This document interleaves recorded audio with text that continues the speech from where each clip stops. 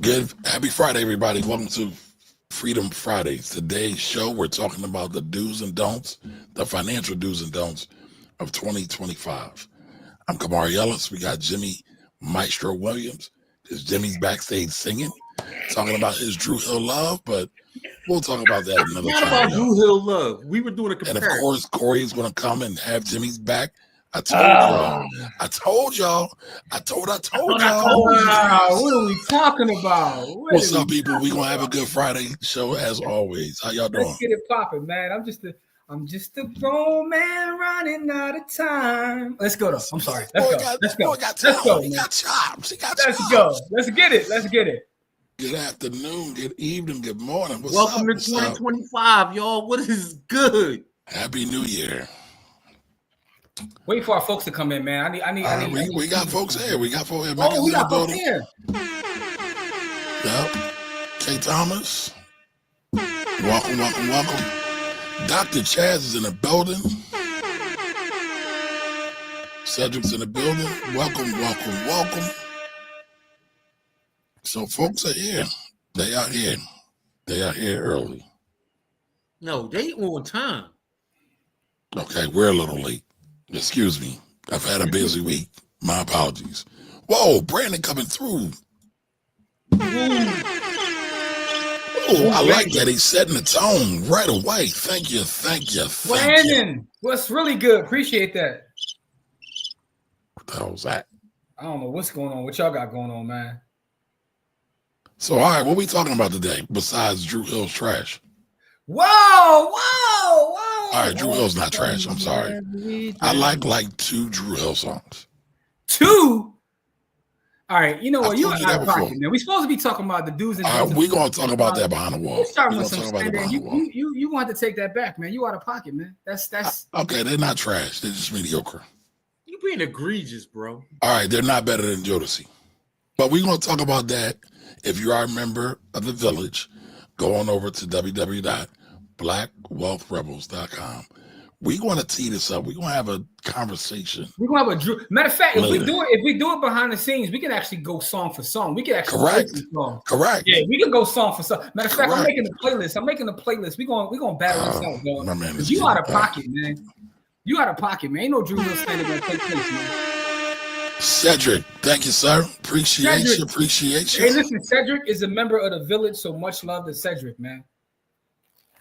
Happy New Year. Happy New Year. Thank you. Yeah, man. Cedric's a member. Shout out to the Village, man. I've been back there showing my trades with y'all, man. You know what I mean? Me and Spy been, getting the best of Spy every day. Now, I told Jimmy he being selfish, so I told him he got to share how he does that. He said he would. I will. Listen to the Village. I will. Not to nobody. To the Village. To the family. The Village is going to get special treatment. The Village getting special treatment. It is what it is, man. Because Jimmy was smacking Spy up all week. Listen, I put a play in there yesterday. I told everybody a leap that I was going to buy. You know what I'm saying? I bought like 5 contracts. It cost me a nice pretty penny. But if anybody would have followed suit, you'd already made $1,000 literally in less than 24 hours. I'm up $1,000 already. And that's on C3 AI. I put it in the Village. It's all shared. You know what I'm saying? So again, it's all documented. It's all documented. You know what I'm saying? What you want me to do? I'm sorry. Anyway, I digress though. Read that comment, please, sir. All right, so please don't say nothing about Jodeci. I won't say nothing about Jodeci. I'm not going to say nothing about Jodeci. Listen. This is what no Jodeci standard. This is how this conversation started. We were talking about Jodeci and we were talking about Drew Hill.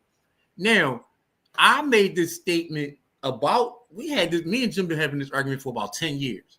About Jodeci and Drew Hill. And when we started this argument, I said Jodeci will blow Drew Hill out the water. They will. And they will. Let him finish. Go ahead. Our families went on vacation together and we was in Virginia. And we played the playlist, bro. And it wasn't close, bro. I said, yo, go song for song. I said, because here's the thing. We played both.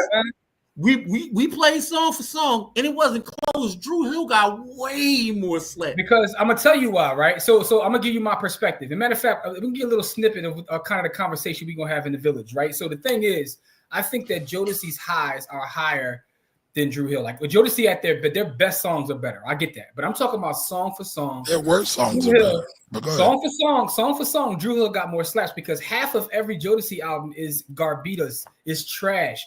All their up-tempo joints are trash. Half of every album is trash. So when you start going song for song, it's like, you know. And Cry For You is a wild song too. Anyway, Cry For You is a slap, but it's a wild song, man. Because like just listen to the lyrics of that song. It's a wild song, yo. I mean, you were just singing it the other day. I mean, listen, It's been Jimmy. an hour since you've been gone. I'm like an There we hour. go. Yo, like Yes, dog. An There we hour. go. How you wilding at the hour, bro? You in the middle of the desert crying? Like what's going on? Yo, K Diddy said the live isn't on the By the Hood page. Live isn't posted on By the Hood. You talking about the YouTube or the Facebook? Which one you talking about? I got it on both. I see it on both. That's what I'm saying. Like what we talking about? But before I forget, I see the YouTube, so I don't know what you're talking about. thank you, Dina. Thank you for the super chat. Dina's a member of the village. You know what I'm saying? Yes, she is. Members get love. I think it's the Facebook page that's wild. But you know what, K Diggy? Either way, It's on both. Go to Black Wolf Rebels on YouTube. We don't have it set up on Facebook just yet. It's coming though, but come to YouTube. Jamil, Detroit's in the building. What up, though? What up, though? What it is, Brody? It's definitely there. Yo, I don't know if Pierre is here. If anybody knows Pierre, go get Pierre for me because I think Pierre won the joint last week, but he sent me an email that didn't have any information, so I couldn't get him paid out. So if anybody knows Pierre, or if Pierre, if you're here, let me know. Jodeci only got the one side of the first album and Cry For You on the second joint. After that, other than lately covers. Hey, Jamil, Slander. Listen, I ain't gonna say nothing, bro. All I'm gonna say is, you know, when you put them lights on, look a little shaky when you start going through it. We gonna have a DJ battle. We hold them in high regard, right? Because they should be held in high regard. They're legends. But just saying, he's right about the first album. He's absolutely right about. They may got more than a couple slaps on the second one, but that first album, half of it's completely. I'm a withhold comment. So y'all rock out. Y'all like all these groups. Oh, here we go. Yo, another thing Kamari said that was wild too. Kamari called Blackstreet. I'm not a fan of Blackstreet. Listen, I am a Teddy Riley guy fan. Hold. Let me tell people what you said real quick. I'm gonna say it. You ain't gotta say it for me. Effect and Blackstreet, that's 2 of the 3 groups. No. I said I'm not. I love New Jack Swing. Get the full context, right? Okay, go ahead. But I'm not a fan of Rex and Effect. Zuma Zoom is not my joint. But it was the joint in the parties back in the day, 89, 90. That's all it needed to be. What you talking about? No. But I'm a Teddy Riley fan. Teddy Riley is a hip hop and R&B legend. No Teddy Riley standard will be tolerated. How can you say Blackstreet ain't what it is though? Now listen, because it was a knockoff guy. Now here's the problem. Here's the problem with Guy. Here's the problem with Guy, and I will say it. They had the Super Predator in the group. And forget their personal life. I'm talking about you can't though. It all merges in. We talk about the music, bro. Musically, who got more slaps? Blackstreet. I will listen to Guy before I listen to anything. That's not what I asked you. That's not at all what I asked you. I like their music better. Sorry. Yo, Guy low-key only got a couple slaps, and we gonna keep it real. It depends on how you judge it. Listen, it's all subjective, right? No, some things are just factual. Clearly, these folks were raised in District 12. Y'all music taste change. He called us like no diggity about the back. Listen, go ahead, tell him, Data. Joy, she's giving me joy. You bugging, man. Did y'all know Jimmy could sing? Look at this boy. Hey, listen, man, I got 8 octaves, doggy. But that's either here nor there. Oh wow. Well, listen, I ain't got no octaves, so you got me beat. You got me beat. Pause. Right. Thank you for that. Thank you. Ah, okay. Brandon said the show the after party. All right, so if that's their best album, we in trouble because half of that is, you know what I'm saying? Like, so Yeah, half of that album trash too. Garbito.com. Half of that album is trash. All right, but as we get this show started, right? Listen, excuse me, y'all. Happy Friday to everybody. This week has been a rough week for me. I'm partly mad. My dad's funeral was Friday. I had clients texted me at my dad's funeral after I sent the email out. Hold up. Your dad's funeral was Monday though. Right, I know, but it's been a crazy week. You said your dad's funeral was Friday, but it wasn't. I'm sorry, my dad's Friday was Monday. And by the way, thank you, Jimmy, for attending. Absolutely, man. You know it's nothing but love, bro. And by the way, you had I told you this in private. You had an amazing service. Listen, the young lady that Kamari had singing at his father's homegoing was phenomenal, to the point where I was asking around about her church home. I'm not even a Christian brother, but I was trying to figure out how to go on first Sundays to get a free concert. That's how fire she was. Shout out to Nina Blelock. She was going crazy in there, Corey. I was like, hold up.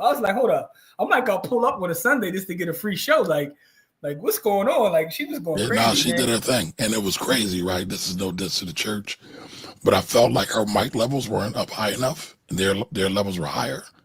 But she compensated, and she went over and above it. She killed it. She was body bagging it, and then the pastor was killing it too. So shout out to man. And plus, it was a black event, man. I felt all the black love in the building. So, well, thank you for that, Jimmy. It was absolutely. But yeah, clients, it'd be like, wow, at the funeral, and it's like I sent out an email earlier, and it's like, wow, nobody cares. They're like, yo, where my nobody cares, it's right? Crazy. Yep. So, but it's all good.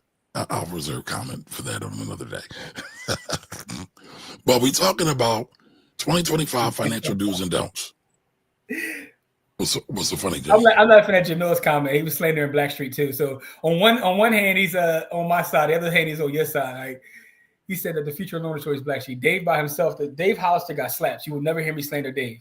Damn, and what? That's my guy right there. We damn near said the same thing. Yo, Dave Hollister, I was listening to Dave Hollister's song recently, and I was like, yo, these lyrics is wild. I used to sing this as a kid, and now I'm listening to what he's actually saying. And I'm like, even though I used to beat it up, that song, Dave Hollister is a wild dude. Listen, Dave Hollister's first album is classic. Yo, I was listening to the lyrics of the song. I was like, yo, Dave was kind of wild on the song. But now he's saved. He gave his life to the Lord. I would have given, but I can't. Yep, happy Friday. Happy Friday. Thank you. Appreciate you. So I went from being one day just a YouTube guy with Jimmy and Corey, and now I'm an overnight landlord. Yeah, man. Life is crazy. Man. Listen, man. Crazy. I got a vacancy to fill right now. I had a tenant move out December 31st. Let me tell you how the Lord or Allah, whoever who believe in, works for dummies like me. So I was salty at first. I'm like, damn, she gonna move. I got at the beginning of the year, I gotta fill this vacancy. So I looked. Hold on, Jimmy. We gotta give the shout outs to Miss Camp. Oh, Cola's in the building. We got full Cola's in the building. Welcome. Go ahead, Jimmy. By the way, Kamar, I gotta tell you, I like to make portmanteau of couples' names. So Corey and LaJoya, I call them Cola, but that's neither here nor there. Anyway. Matter of fact, I gotta find one for you and your wife too, but I digress. Listen, so yeah, you gotta explain that one to me on another time. What a portmanteau is? You know what a portmanteau is? No, I missed that. But it's cool. All right, so a portmanteau is when you take, part of Corey's name, part of her name, and you create a name. You know what I'm saying? Like my name. My name is a mixture of my mother and father's name. Okay, so your name is a portmanteau. There you go. Yeah, but I never knew that before. I learned something of that. It's often done with couples. So I created one for Corey and LaJoya. It's Cola, but that's either here nor there. Okay. Getting back to the landlord game, right? So I had a tenant move out. I went and looked at PHA, their rent. Like, from what I was getting in rent to where it is now, it's like, I told you this the other day at dinner, it's like a $500 difference. And I was like, oh, it's a blessing she moved out. Like, because they just had an increase. Yo, her moving out just gave me $6,000 more a year in income. I was like, oh, it's lit. Let's go. Oh, yeah, get your ass out. Yeah, let's get it. And I think there's like a 36,000, 50,000 backlog or something like that in Philly. Hey, listen, man, there's 37,000 people. 37,000 people with vouchers looking to find a place to stay. And, I'm going to provide some of that for them, So that's what we talk about, man. But now you a landlord. How you like being a landlord, bro? So I've been a landlord before. I've been a property manager before. Listen, I can get all the stuff done. I got a story. I failed miserably one time because the properties that I managed weren't just my father's properties. We had clients' properties that we managed. This one gentleman, he was a great tenant, got fired. He was a single father like me at the time. I gave him about 6 months. I shouldn't have done that. Because he'd been a great tenant. He was looking, and then one thing turns into another. And in Philly, you got to start immediately to get people out because it takes so long to get people out. Like, you don't have time to delay. So after the 5th or after the 15th, you got to be sending all the letters, all the paperwork, and ready to take them to landlord tenant court immediately, or else you'll be holding somebody else's debt for a long time. Listen, man. So I failed. I failed. Yeah. What I would say is this, and I say this as someone who's probably made every mistake you can make in terms of being a landlord. So it's really through experience I say this, but you really have to establish that relationship up front that this is business, right? It's nothing personal. It's not that you have to be an a-hole, but you do have to let folks understand, because a lot of times most smaller landlords, unless you are at scale where you're what's the you won landlord, you one rent payment away from homelessness. Unless you're like Invitation Homes or whatever. Now, granted, my strategy of combining Bitcoin with real estate puts me in a better space than most of my fellow landlords. And I know this because I talk to most of the folks that you see online who are landlords in Philadelphia. I have offline conversations with them. Like, it's a community of real estate folks in Philadelphia. Let's put it that way. Right? Yes, it is. You know what I'm saying? Black real estate folks in Philadelphia. Especially folks that look like us, right? So we all know each other. We all, so I have conversations, and most people, a lot of folks don't have reserves. But my idea of putting my reserves in Bitcoin has done me so well, because I'll be completely transparent. I have reserves now that are worth more than some of the properties that built up said reserve. You know what I mean? And now, with that extra $6,000 in income I just stumbled upon for 2025, that's all going into sats. But I digress. Well, so first of all, what up, Rich? Rich, what's really good? What up? That's my soul fold. Me and Rich are irresponsibly long fold in terms of the company. We own stock and fold. We irresponsibly long fold. So that's my brother Rich. Virgo life. So Virgo life. When is a management company okay? Give me more context. I'm not sure what you mean. Virgo, what I assume you mean is, and when is it okay to hire a property management company? Is that what you're asking? Because I do have a property manager that I gave a couple units to, and I self-manage some other ones. And it has its pluses and minuses on both sides, because Kamari made a point. Shout out to our sisters too. We all went out to dinner on what day was that, Kamari? Last Saturday. Yeah. And we had a ball, man. We went to the new black-owned restaurant by Felicia. Shout out to Felicia. Ivana. Yeah, Ivana. And Kamari made a point at dinner. He was talking to Tracy about property management. Kamari was like, yeah, but the thing about hiring a property manager is now you got to manage them. So no matter whether you hire somebody or you don't hire somebody, there's still some work to be done. And I mean, don't get me wrong. There are good property managers out there, and there are trash property managers out there. At the end of the day, I don't believe in this utopian idea of real estate as this passive land of gold.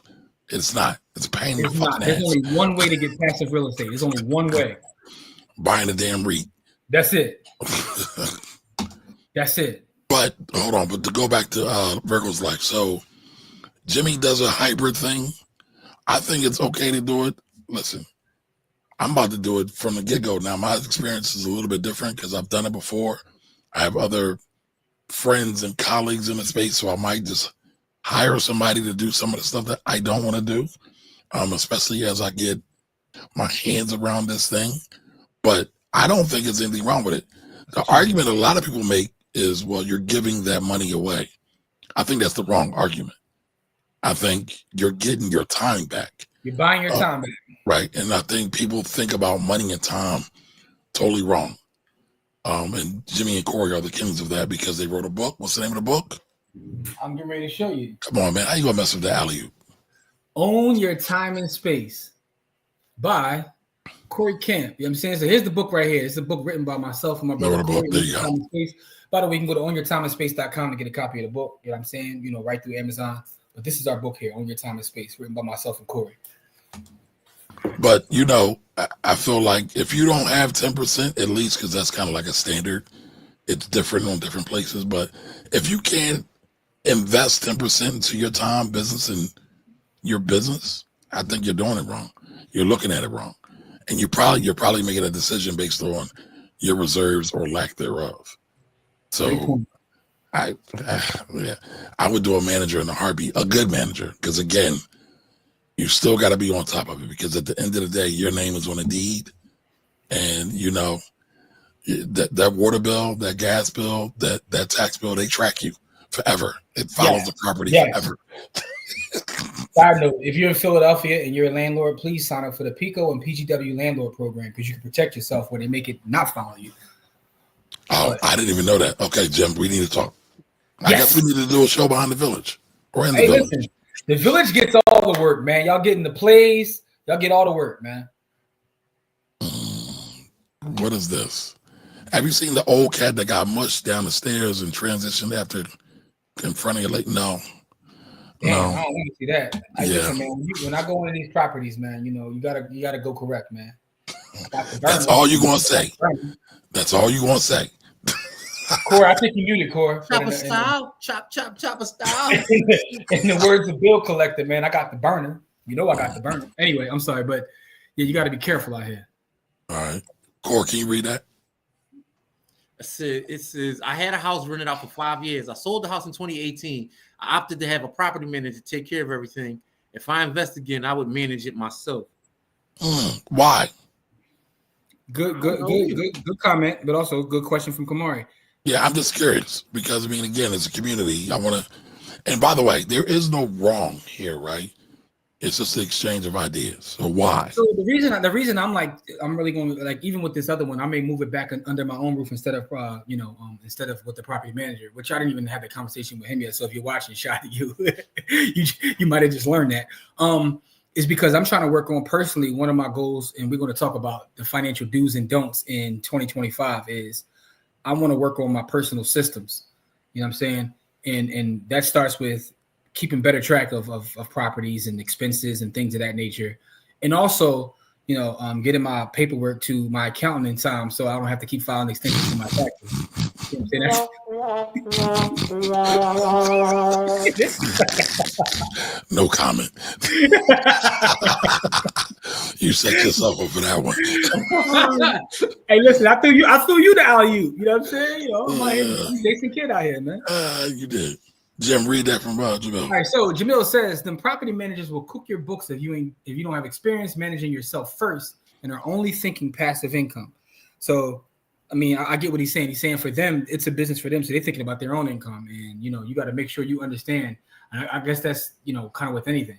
One of the things about understanding the game is what questions to ask and what things to say. But I'll say this because you're right. You are right. But you need to understand basic things. Does it cost $300 to get your locks changed? Does it cost $1,000 to change the inside of toilet guts? Like things like that you're going to run into in management. Yeah. But you're right. The new scam some of them got is like, yo, any service call is like $150, $300 just to them to go out, just to take it. And it's like, come on. Well, that's not new though. No, it's not new, but the numbers is new. Not really, but yeah. Right, you was paying $300 back then. Them numbers new as hell, bro. No, I'm not. No, they might be new to you, but they've been doing that for a while, because that's what I was saying. So there's not a lot of margin being a property manager who just gets a cut off the rent.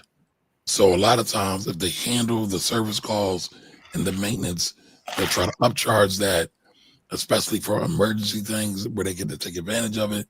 Listen, it can get outright vicious. Ain't nothing going on but the rent. All right, so Dina says my manager wasn't the best. She had a daycare in the house. Kids wrote on the walls. Damn. Listen, so I had a property manager for these properties I had owned in Carolina, and she was the worst property manager ever known to man. And it was so bad that I sold all my property in Carolina because I'm like, I need to be close enough because she literally, that property manager was so bad. She literally is the reason I don't invest out of state no more.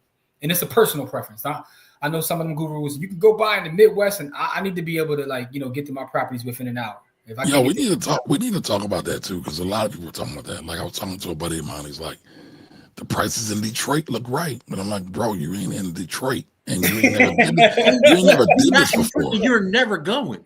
Right. Well, the prices in Czechoslovakia look good too, but I'm cool. Yeah, and don't get me wrong, like, there can be opportunities for it, but if you ain't got the experience, like, it's funny, I got some friends, and no diss to them. They've managed some projects at home, some really nice projects in their personal residence. Mm-hmm. And he was like, I have expertise in this. And I don't say nothing. And I'm like, I want to say you don't, because it's a total different game, but absolutely. But yeah. All right. Newsstand Granddad says, any REIT recommendations to look for? Listen, we're going to do a show in the village talking about our REIT recommendations. We're going to do that. Jimmy did a whole class on REITs. I got a whole class on REITs. I'm gonna bring it to the village too. I got a whole presentation on REITs. I'm gonna bring it to the village. How old is it though? Huh? How old is it? Less than a year old. Okay. Yeah, I don't even have it recorded. I'm gonna record it. I'm gonna do it live. So what I'm gonna do let's do it again. For those in the village, right? Be on the lookout this weekend. I'm gonna send out a couple different surveys, because what I want to know is this, and maybe for those that are in the village, you can answer right now if you're here. And if you're here and you're not in the village, that's problematic too. Just go to blackwealthrebels.com and join the village. We do have paid and free tiers, so just make sure you're in the village. Because I don't know whether you guys would prefer a weekend or a weekday when I do live classes, because I have a couple live classes. We've been doing classes every Sunday for those that haven't, caught up on options trading. But I have a REIT class I want to do, and I'm putting together a Bitcoin for 2025 class, the beginner, so everybody knows how to get into the Bitcoin space. But that's going to be for the village. But would y'all prefer a weekday evening, or would you prefer a weekend? Let me know. I'll read this for you, Kamari. Brandon says, I have only had experience with a property manager. I live 2 hours away from my properties. I still do checks for myself and fix things myself if I don't like the bid she received. I mean, listen, that's dope. And that's the thing, Brandon. But that's 4 hours. But here's the thing, though. To me, though, you got to find out what works for you. It sounds like that works for you. And if it does work for you, you know what I'm saying? Blessings. But what's that drive like? 4 hours after you done change the toilet? Jeez. Brandon, while you're on that drive, go to Patreon and put up the Black Wealth Rebels. No, I'm sorry. Go ahead, Kamari. Go to the next. No, you should have completed that thought, sir. Only thing I got to, like, once I start there. Sarita, how are you? Happy New Year. Welcome. So LaJoy says the prices in Detroit and Cleveland, Akron, Toledo, Ohio too. Yeah, I mean, a lot of them are affordable. Yeah, but here's the thing, right? The thing about that is this: people like to look at properties that are cheap, but it's a reason they're cheap a lot of times, right? You got to understand macroeconomics to understand why they're cheap. And a lot of times they're cheap based upon what's known as pegs, which is what gives real estate value. Again, there's a whole class on real estate valuation in the village.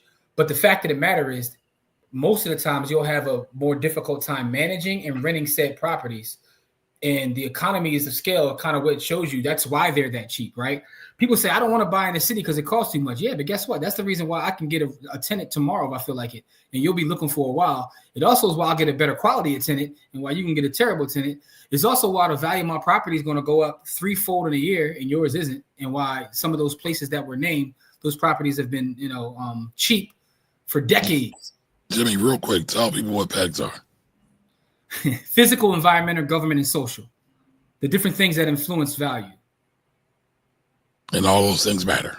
Because if you got a trash government, ain't nobody going to want to live there. Yeah, so if your government is not good at managing budgets or creating jobs or doing what they have to do, then, you're going to be in Akron, Ohio, and your real estate is going to be cheap forever. So, while you invest in that area, someone can invest in an area that, kind of has those things in place, and they're going to make more money than you. All right, Cosmic Wisdom says, I'm in Cincy, and I can tell you, people will take advantage of out-of-state investors. That's Absolutely. a fact.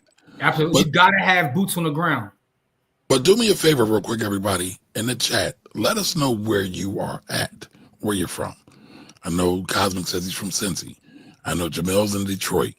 but I want to get a better sense of where everybody's at. We got Dallas in the building. We got Right. Detroit in the building. We got Cincy in the building. You know what I'm saying? We got Mars in the building because I'm a Martian. All right, Wayne. All right, Wayne. Oh, Pass is in the building. What up, Pass? REITs is the only way I will do real estate. Done right, the margins aren't much different. I would argue that the margins are way better with REITs.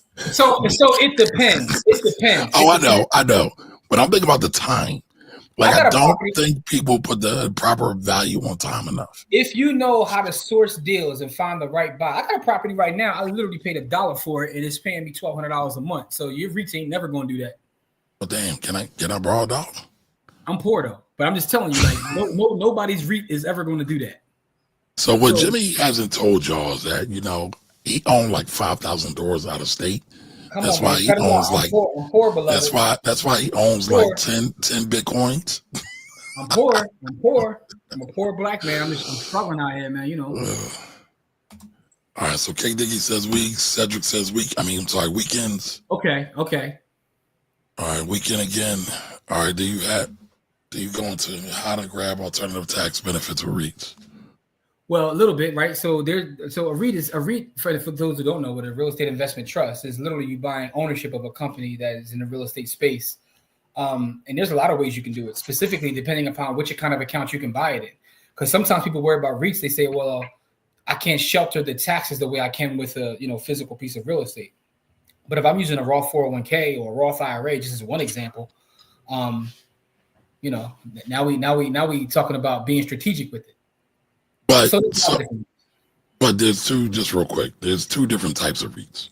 Mm-hmm. There are publicly traded REITs and there are non-traded REITs. That too. The real tax advantage are in the non-traded REITs, typically. But Jimmy's right too, because then you can do self-directed IRAs. Like, you can do all kinds of stuff. You can get all kinds of freaky. My problem with non-public REITs, in my experience, this is just my experience. A lot of times we talk about cooking of books. Oh, there's a lot. There's a lot. Yeah, I was just talking to the matter of fact, the guy Corey Clipstein is a gentleman who owns the Swan Bitcoin, right? Who's one of the biggest Bitcoin exchanges. So talking on Twitter, and he was telling me about he was salty. He had put up like $20,000-$30,000 before the pandemic, and it was for this real estate deal. Was supposed to pay him X amount, $600 per month or what have you. And once the pandemic hit, everything went to hell. It was kind of one of those situations, non-public, a private type REIT joint. Hasn't got his money back, hasn't got a monthly payment after the first one, and he's out like 30 G's. And he was complaining. He was like, he's a Bitcoiner. He's like, Bitcoin, I could have put the same amount of money in at this point, and I would have had $600,000. And I'm like, opportunity cost. But the point is, a lot of times with those private REITs, you got to be careful with those. The thing about public REITs is they have reporting requirements. Yeah. So it's like, but again, that goes to the idea of how can I put this? You got to understand what you're buying. Understand what you're buying, but also what Corey always talks about is lifestyle design, right? If you want to be able to have the control and understand what's going on and get those documents, then you may be giving up a little bit of money on the front end. Even the comparison of me making a comparison with physical property. I still have physical property that has, a lot of things I have to be responsible for, where with a REIT, there's a lot of great things about REITs, but I'm not going to give it all away here because we're going to talk about this in the village. In the village. Shout out to Pedro, man. Pedro, we be kicking it on Twitter as well, man. Pedro is a good brother, man, and Pedro is he's one of my fellow Bitcoiners, man. He's all in on the Stack Sat show. So shout out to Pedro, man. Hey, Pedro, I gave you a shout out on the latest episode of Stack Sats too, man. So I just want you to know you definitely are appreciated, man. That last episode was some of my best work. For those that didn't check it out, I explained the Lightning Network. So go check that out. We doing full education in 2025. All education. But let's kick the show off. Let's get what are the financial do's and don'ts of 2025? So Corey, this was your idea. Yeah. You said you wanted to talk about the 3 do's and don'ts of financial. I'm messing it up. The 3 financial do's and don'ts for 2025. So what are your thoughts on that? Before you say something, everybody out there, hit the like button, hit the love button, and share this out, please. I saw a couple people hit the love button. So Corey, spit your bars, but I just want to say that before you do. Show us some love. Go ahead, Corey. Well, I wasn't speaking specifically about financial do's and don'ts. I was just talking about do's and don'ts, period. Okay. Because 2024 showed us some shit we should not supposed to do at all. And it showed us some things that we should do. One, I'm gonna start with the do's, things that we should do. No, I'm gonna start with the don'ts, and then I'm gonna end on a higher note, on a good note. So things you shouldn't do coming out of 24, going into 2025 is spend too much time chasing at the people that don't like you. A lot of people out here, I'm seeing so many relationship shows, and all I keep hearing is I'm chasing after somebody that don't like me. They cap. No, I'm just saying, like they're not saying those. They're not saying those exact words, but like all I keep hearing every time they open their mouth is, I'm chasing somebody I don't like. You know what I mean? Like, well, that don't like me. I like them more than they like me. And that's all I keep hearing is, I got into a relationship with this person, whether it be male or female. The guys talking about the girls is trying to get their money, and the girls talking about the guys is they BSing and they can't leave me and all this other, mumbo jumbo, jazzmatazz. And I'm like, bro, you with somebody that don't like you. So you need to get over and get off of them and get on to something else. So going from 24 into 25, stop chasing at the people that don't like you. That's do not number one. That's don't number one. Don't number two. Don't spend every dollar you get. A piece of everything that you earn is yours to keep. That's my financial. Do not spend all your money.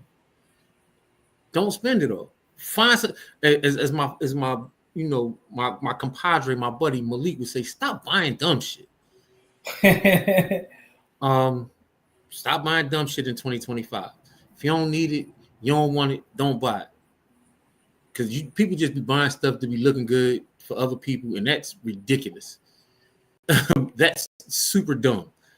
And don't number three.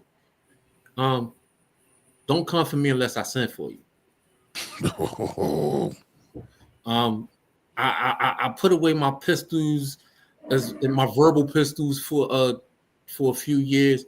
I'm bringing them things back out, man. Whoa. And this is why. So, Cord, does that mean I can call you when these? Let me say it right so we don't get kicked off. These 6F cave dwellers come looking for my pages and talking trash to me. All you gotta do is point, bro. All you gotta do is point. I'm on fire for 2025. Corey said let his verbal hands go to the point. I remember back in the day, like Courtney used to be like, "Hey Corey, come get this guy on my page." Like she would call him in there like a straight attack dog. Like, yeah. Hey yo, verbally go get this guy. Yo, and put hands on him with the verbals, bro. Like I got several times.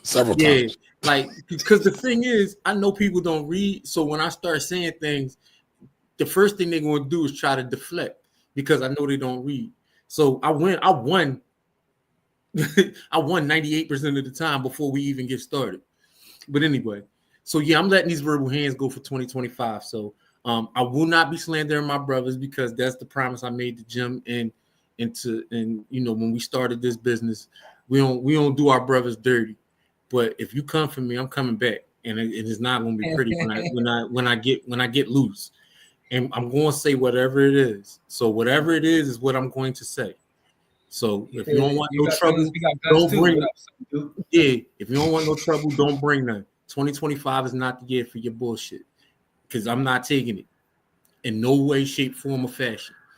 So you've been warned. All right, now for your dudes, love on each other, man. Like a lot of people died in 2024, man, and I want to say, you know what I mean, like Kamari just lost his pop. You know what I mean, like.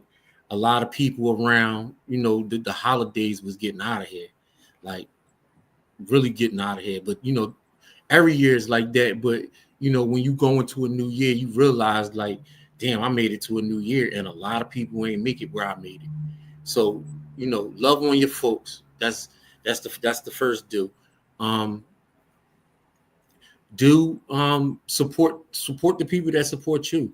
Stop spending a lot of time. Don't do what I'm gonna do. Be better than me. Spend more time with the people that think like you and are like you and be like you. Like, don't let your verbal hands go. Don't be me. Be better than me. I decided to get back into the dirt, and I don't want you to do what I'm doing. And then number three, and this is a financial do invest something. If you're not investing, you're not winning. You got to find a way to invest part of every dollar that you get. So you got to find out whatever percentage that is, even if it's 1%, you got to start investing, because if you aren't investing, you're not winning. So those are my three dues for 2025, coming out of 2024, going into 2025. So no, I love it. I love all of it. All of it. And yeah, I'm with getting dirty. We need to get dirty. And this is not for the people here. This is just, this is going out to the, for people that like to come to the page with the dumb stuff. You know what I mean? Jim was talking about the K Solo. No, man. I'm not doing no K Solo. I'm coming with this full verbal onslaughts. Hey, listen, man, that's part of my do's and don'ts. You gotta do you. For me, I just don't have time, man. I've been reading a lot about stoicism, man, and that's kind of the wave I'm on. I'm not arguing with folks. I just tell them K Solo, and I go. I'm protecting my energy, and so for me, Kamari, I might as well just get into it now. Have at it. Some of the things that I want to say as a do for 2025 is like be your authentic self, be whoever you are. I have my nephew was at the crib on New Year's Eve, and we were talking, and he said some wild stuff, right? Because that's what young folks do. And I was like, yo, I would have never thought that when I was your age or whatever. The conversation doesn't matter, but that's what it was about. But he articulated why he felt this way he felt, and I actually had to tell him, like, yo, I'm proud of you, because a lot of times, there's some young boys I could talk to, and I'll give them my perspective, and I could see them change based upon what I said. He is authentically himself, even if I don't business. Yeah, nah, like I'm cool. It's about a car. Let's see the here or there. So anyway, so I think it's power in being authentically who you are, and what I realize about a lot of people's financial decisions and everything is because they are not running their own race. They're so caught up in what they see on the gram and what they see on Facebook. They want to be like this influencer or this person because this person said they did this, and they're not being true to who they are. Your superpower is really being who you are. You know what I'm saying? So I think that is a do. Also, you got to read more in 2025, man. I challenge folks to read at least 10 books. You know what I'm saying? That's less than a book a month, man. Can we do 12? Maybe that's too aggressive. You think it's too aggressive, Corey? Can we do 12? Depending on the book. No, because people need to read for understanding, and so I don't want people to be reading fast. Let's say 6 books then. I want people to read for understanding, man. Come on, why are you making that face, man? I thought goals were supposed to be smart, man. And they are smart, measurable. What's the rest? Smart, measurable, achievable. Mm-hmm. Whatever the R and T is, right? Yeah, all that. Whatever, yeah. But you mean to tell me people can read 12 books in a year? Got a lot going on, man. Wait, and understand, because I agree with kids and a job that makes me read all the time. Do you think I read 8 books last year, bro? I didn't get to 12. Okay, I'm with that though. You did 8. You did 8. Well, how many do last year, Kamari? How many do none? Listen, all my books, and this is Jimmy's fault. Don't blame me. No one asked you what you read. How many books did you read? Most of my books last year were all trash, ratchet novels, and I loved all of it. I loved all of it. No, I loved all of it. So but I do a lot of audiobooks. So, but going back to, and I don't want to step on Jim's thunder, you got to do what works for you. I will read a book, and I'm getting back to that, but I won't do an audiobook in a heartbeat. Yeah, absolutely. Everybody should read Own Your Time and Space this year. Even if you've already read it, you should reread it because this is powerful text. I've heard that this can only be compared to things such as the Quran and the Bible. I didn't say that, but I've heard that. You know what I'm saying? So I think everybody should read this book. And by the way, I don't know if Steven is here. Shout out to 2 people, man. Two people that are a member of the village, man. Jamil, who I know is here because I just seen him. So I want to shout out Jamil. And I also want to shout out Steven because I got it. Now let's try it and rate it 1 through 10. I'm joking, but no, I got it. Shout out to Keith Lee. No, but I did get it. Pause. I got the book. Jamil showed me where to find it.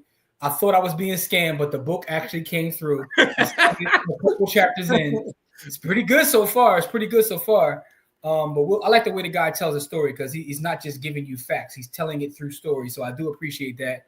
I don't know if Steve is here. If any of y'all know Steve, go tag Steve and bring him into this pause and bring him into the chat because I want to shout him out because he recommended the book.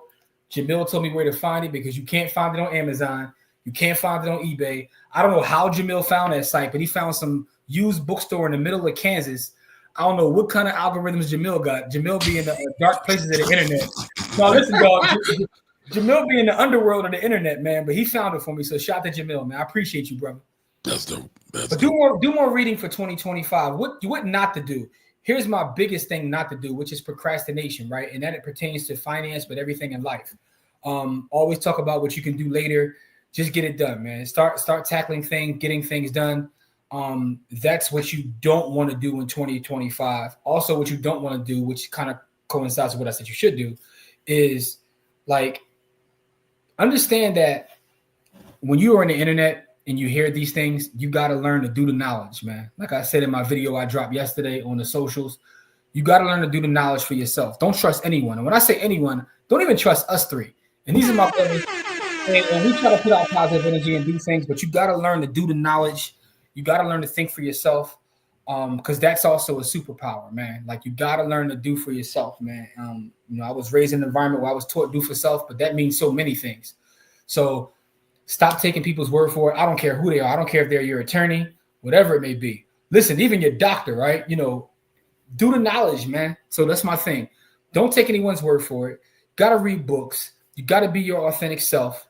And you got to become a member of the village at blackwealthrebels.com. You got to be a member of the village. What we got coming up for 2025 is phenomenal. By us joining forces by the hood in the Finance Rebel, this is like a cheat code for even Corey and I were talking about, like our business is actually exploding in terms of what we're doing just by partnering with Kamari. And, Kamari's going to see the results in terms of partnering with us. So that's the other thing you may want to do. Find your tribe. Right? You may find your tribe within the village and then build with your tribe.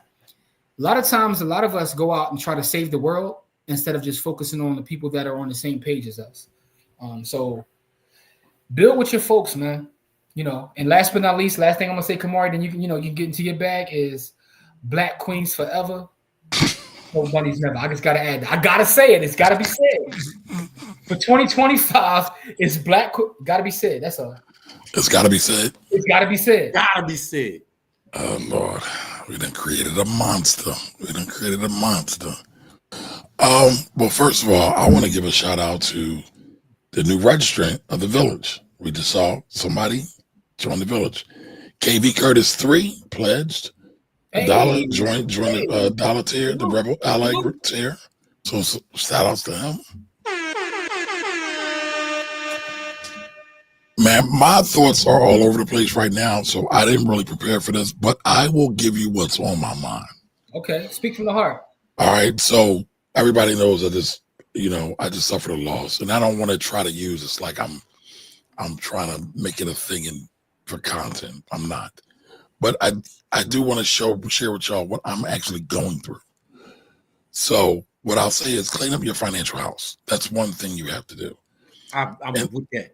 And that's not just one thing. It's one big thing. It's one big concept. But here's a couple things you should do. Review your life insurance contracts. All right. I just found out I was not the life insurance beneficiary of my dad's life insurance.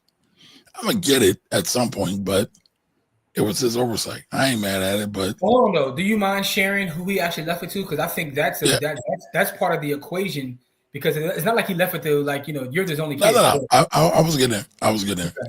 And that happens a lot, right? There's a lot of people who go through divorce. They will leave the ex-wives or ex-spouses on, and they won't change it. Now, that's not what happened in my situation. My situation is it was left to my grandmother. My grandmother passed in 1996. What's the term? The alternate designee or alternate beneficiary was my uncle. Now, y'all just heard me say my grandmother died in 1986. My uncle died in 1995, right? And what I believe happened is my mother and father got divorced in like 1990-ish. He made the change and then switched it over to his mother, which makes sense. But then forgot about it about 30 years later, 30 or 40 years later. So, I mean, again, it happens, but clean up your financial house. Check your beneficiaries, your 401k, your life insurance, your pension plans, things like that. Make sure everybody, the money is going where you want it to go. Because it's a bitch when you worked all these years and you think money's going to someone you wanted to go to, and then it goes to somebody that you might hate. And that's real. It happens a lot. All right. So that's one. Two, clean up too. Just like clean up. Clutter is the devil. I feel like my whole family are hoarders, and I might have the hoarder gene a little bit too, but it doesn't serve anybody. And so I'm looking at old books and old papers that I'm not going to read anymore, old clothes that might have a little hole on it, but I feel it's comfortable, throwing that stuff out.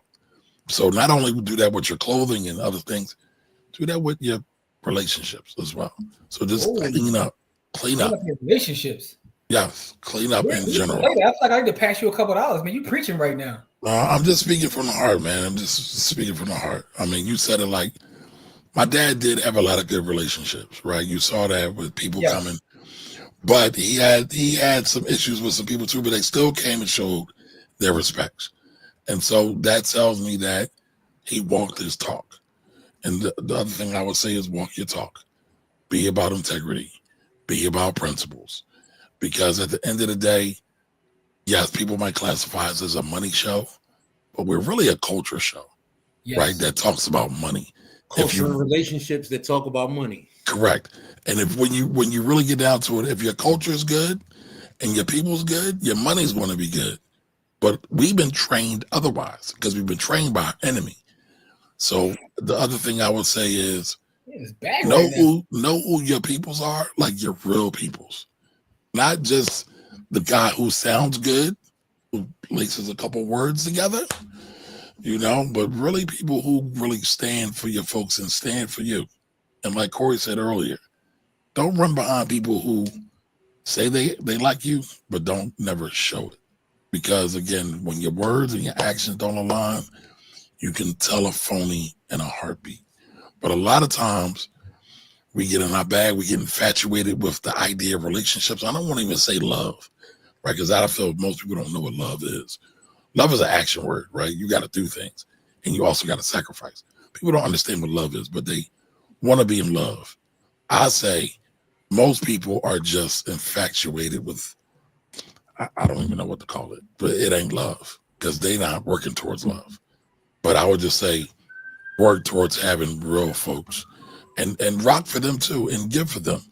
And don't do it with any expectation. People, I'll share this. Like Jimmy, I think can attest to this. I'll give somebody who's homeless money or food in a heartbeat. And I don't want nothing in return, right? If I do something for you, I do it for you because I see God in you. Let's see God in our brothers and sisters. If you don't believe in God, see the universe in them. See the creator in them. Whatever it is. I'm not really for the semantics when it comes to that, but just ride for your people. And that's all I got, y'all. Hey, man, as Jamil says, man, see greatness in them, man. And correct. Man, you preaching right now, bro. I don't even know what to say. Like, I'm we got to pass the plate or something. Kamari in this bag right now. Like, I don't know whether to say amen or ashe. I don't know what to say right now, man. But ashe. I always say ashe. I'm a hotep. I'm a hotep, so you can say I don't know ashe. what to say. You was saying a lot right there, man. Yo, you said your enemy is teaching you. God, they aren't. But anyway, well, Malcolm said that. That was not but a Malcolm. I know, but he said it, but you just said it right now. So you but I'm a student. I want to forever be a student, right? I never think that stops. Some of us think there's a destination. There is no such thing as a destination. There is only the journey. That's it. Yes. That's it. And the one great thing, like, I was at your father's homegoing, and one great thing that I found amazing, Corey, is this, right? everyone who said something about his father got up to speak when you talked to in the hallway, said one thing. They were like, and they all like were like, everybody that knew him said, man, he loved to debate. Like that was his thing, was debating.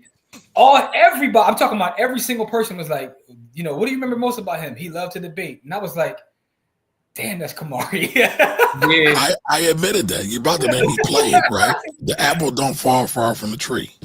So yeah. Kamari can know you right in what you're saying, but he gonna debate you anyway. Like he gonna debate you. I was like, oh man, that's wild. So but no, those are all powerful things you said, brother, and I couldn't agree with any. I mean, I can't disagree. I caught that slander, by the way, too, Jimmy. No slander. You like to argue. It is what it is. No. I don't think you're right, though. If I'm debating you, I won't argue with you if I think you're right. That's not you can know, Kamari. You play the devil's advocate like yeah. Well, you might as well be Al Pacino at this point, dog. You always the devil's advocate, man. Ooh. So if y'all didn't pick up the Al Pacino, that's a Jay-Z line. Jimmy says, "I love Jay-Z." I love hip hop, dog. What can I say? What more can I say? You know what I'm saying? They're all actors. De Niro's in practice. You know what I'm saying? Like, you know, but yeah, man. So those are all great things, man. 2025 is going to be an amazing year, man. Sorry, Jimmy. No, it's all gravy. It's all gravy, man. Shout out to JT, another member of the village. JT is always, JT, you appreciate it. He's always in the village leaving comments, feedback. So that's appreciated, man. And more of that will pick up as more people come along. Like we've been doing this for less than a month at this point in terms of building out our village, man. So we are appreciative of everyone in there. And we got special stuff coming just for the village. So make sure to go to blackwealthrebels.com. I'll read that for you, Kamari, if you want me to pull that back up. Yes, please. Kamari, 6 is cool. That's like a cat going back in the gym for a new year and trying to bench 350 and run the treadmill for an hour after not doing anything since playing sports in high school. Word. I mean, I thought that was great, but to Jimmy's point, right? I can see you right, and I can still argue because I think you can do more. But see, right. I just gave it up. Right? Like Kamari said, man, listen, you gotta, watch the folks. You can pick up on someone's energy. And I thought, I had another hip hop line I was gonna drop there, man. What I was gonna say is, you could tell when someone's handshake ain't matching they smile, man. So that's all. And that's definitely off the Jay-Z hit list. Well, that's Beans, by the way. That's Beans, John. Yeah, that's all. You can feel it in the air. Feel it in the air, man. And also as Beans would say, man, trust in the law, but still tie up your camel. But that's either here nor there. Anthony's in the building. Mercedes says, I worked at a funeral home. It happens all the time. It's worse when the insurance is left to a minor. That is a fact. I really hate when people say, I want to leave my insurance to my kids. I want to buy my kid a house. I want to put in a name. Kids can't own shit until they get 18, y'all. Excuse my language. Yeah. The worst I've seen is something you mentioned. I've seen this multiple times where someone is married or even not even married in a relationship with someone. And they get out of that relationship and then they go join the ancestors and they never changed it. And you got someone that you don't even like no more. Yep. You don't even like them no more. Like, I'm talking about, I've seen folk joints where it's like, they're not even on speaking terms. And you just left that person $300,000. Y'all don't even speak to each other when you left, but you never updated your paperwork. And, I had a situation this week. I got a phone call from someone. I'm going to share this with the audience. You talk about, we let folks in our personal lives. It wasn't necessarily a client. It was someone looking for advice. And I'm not going to put their name out there, and if you are watching, no one knows it's you. But so here's the situation. This gentleman's, his wife was in an accident, right? On New Year's Eve, by the way, a couple days ago. Passed away. The crazy part is the accident was in a lift. They were in a lift. So a couple things about this. We often jump in Ubers and Lyfts and don't even think about the fact that we're putting our lives in someone else's hands. Crazy. It was an accident with like a truck, 18-wheeler, 16-wheeler, whatever they are. But peep this though. So he was looking for help because they have a house, but it's all in the wife's name. And I'm like, well, y'all married, it goes to you. Like, everybody knows y'all married. This is your wife. They were never officially married. They were Islamically married. And so now there's a whole other issue, and we're in Philadelphia. Like, Kamari's in the suburbs because he left us, but we're in Philadelphia, right? So the subs. I Go say that ahead. to say this: like, we have a huge population of folks that practice Islam, and a lot of folks get Islamically married, and handle their life accordingly, but they never file the necessary paperwork to make it legal. Correct. And then things happen, and now you're in a whole jam. Now, in this situation, things worked out because her mother's alive, her mom was okay with it. Her mother knew that this is so her mom was cool. Like, I'll just sign, but for a second it was kind of shaky there. Like, well, where's this go? Because But here's the thing, Jimmy. Now, you should never want to make your loved one even think about that shit. Because right? it's hard to grieve, right? You got how you're grieving. You worry about like you want to lay my head. Yeah, you shouldn't even have to think about it. But I gotta think about this. Yeah. Well, at least here in Philly, now I don't know about the suburbs where Kamari at, but at least in Philly, like, this happens often, right? This happens often. So I don't know, people be like, what's the joint back in the day? Oh no, we common law. All right. Now it is a thing, but if someone challenges that, you could be rumbling for a minute when you don't necessarily have to if you just take care of your paperwork. A whole minute. And listen, sometimes you do have to abide by the laws of the state, right? And I get it because I got a big African community, Pan-African community, and they don't want to have their whole thing is, I don't want white men in my paperwork. I get that. However, what's the big picture? The big picture is supposed to be to leave a legacy and a foundation for whoever is coming behind you. The government will put their hands in it, whether you want it or not. Correct. And that's what people don't understand. The government going to put their hands on it. So you might as well do the paperwork. Because listen, I was one of those big proponents of all that kind of stuff. Like I had bank accounts when I met Jim, but I used to keep my money. I still was keeping shoebox money because I don't trust banks. But no, seriously, I have bank accounts because my mom was an accountant and she worked at the bank. So I had 10 bank accounts, but I never used them. I would just put enough in there to keep them open and then pay the fees, but I would never put anything in there. But I was like, why is the bank spending my money before I touch it? I'm already being taxed, and then the bank get to hold my money for 3 days. Like, no, that's not it. But think about this, y'all. If you don't have your own plan and make your own research, the government got a plan for you. Do the knowledge. Do the knowledge, right? Shout out to NGE, the 5% is the nation of gods and earth. But if you don't have a plan, the government has a plan for you. Yeah. The government going to put their hands on it whether you want it to happen or not. Like, the government going to lay paws on it. So you might as well do whatever you got to do. All right, so Jamil says, don't leave Nathan to your children if they're irresponsible with money. My brother blew his bread on new furniture, clothes, and a vacation. My sister blew hers on partying, and Jamil bought WWE stock. Listen, man. Eat your vitamins. Say your prayers and eat your vitamins. Did they have fun though? I mean, did your brother use that new furniture to politic with young ladies? Like, they had fun though. God bless them. Listen, man, and sometimes that's what people want you to do with the money. Like, they want you to enjoy it. That's why they gave it to you. But I'm gone. I don't really care what you do with it. I want you to do the right thing, but I'm gonna try to teach you to do the right thing. You don't want one of your sons to start using your money for bunny hopping, though. That's why I'm teaching them not to bunny hop.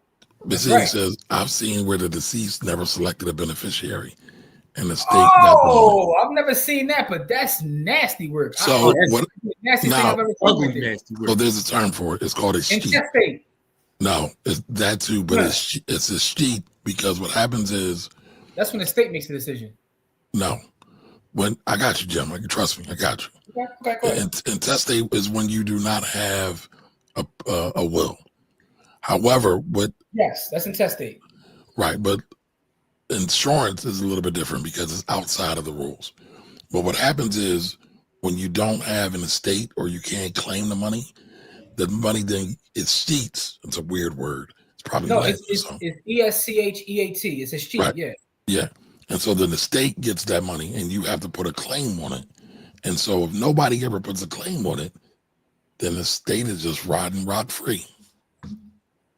Yeah. All right. So, all right. Nicole's here. All my stuff is playing. My uncle passed away last year. My condolences. And his wife did not know anything about the finances. My son and I had to tear his house apart and find all his information. Shout out for you for being a good niece, because that happens a lot, especially with women. And I'm not picking on the sisters, but a lot of times, I mean, I've got stories for days on this. One story, one of my clients retired. Her husband died like the next week, literally. He paid all the bills. And then after that, she didn't know what to do. She was bouncing checks. They had money, but she just didn't know what to do with it. She didn't know where anything was at. And who wants to think about this while you're in a state of grief? So, you got to think about these things. That's nasty work. Yeah. Yeah, man. All right, GC says, I don't believe in leaving most of my wealth to any irresponsible people. I'll still leave an irresponsible child something, but most of my estate goes to who I think will grow and continue my financial and ethnic legacy. Ooh, shout out to the ethnic. Yeah, shout out to the ethnic legacy. Shout out. All right, Anthony says, when my mom passed, she made me the youngest, the executor of the estate. My oldest brother was pissed because he couldn't use money assets for himself. He whined and complained the whole time. He said, listen, parents be knowing. Mom knew what it was, though. Yeah. Mom knew what it was. Stop that blah. Thanks for stopping by, Anthony. Might need to. All right, well, anytime you want me to come on the show. And I do have, my focus is the sandwich generation. Listen, I am the epitome of the sandwich generation. Getting at a estate planning book is important. Yes. Yep.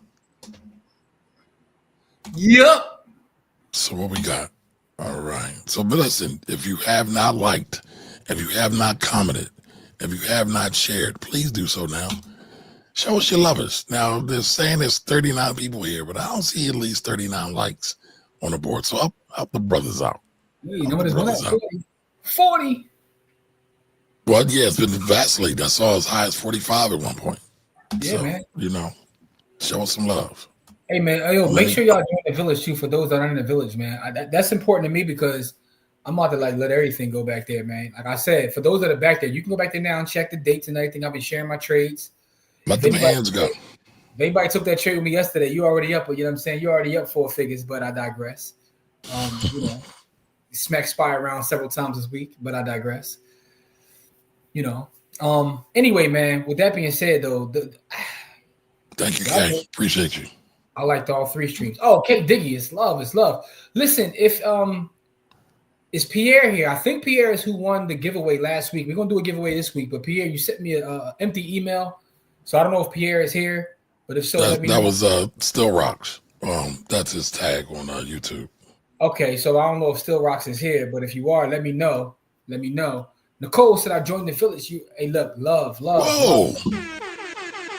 Love. Yeah, that means a lot to me. Thank you, Nicole. Yes. Right, so Jigga says his house wasn't in order. I was the only child with him on the birth certificate. That means so many things. Could have been shiesty, but I split it equally, giving my niece half my cut. All they ran through it in 6 or 9 months. Yeah. A lot of people don't understand the value of a dollar. A lot of people want to give away their bullets to these corporations that don't like us. That's the other thing. In 2025, I need y'all to assess companies that don't fuck with us, because we give a lot of our money at the companies that do not rock with us, and we do it unconsciously. At least understand that you might have to do something. You might have to buy something. So be conscious about. I would say openly don't bang with us, because I don't think any company really cares about us.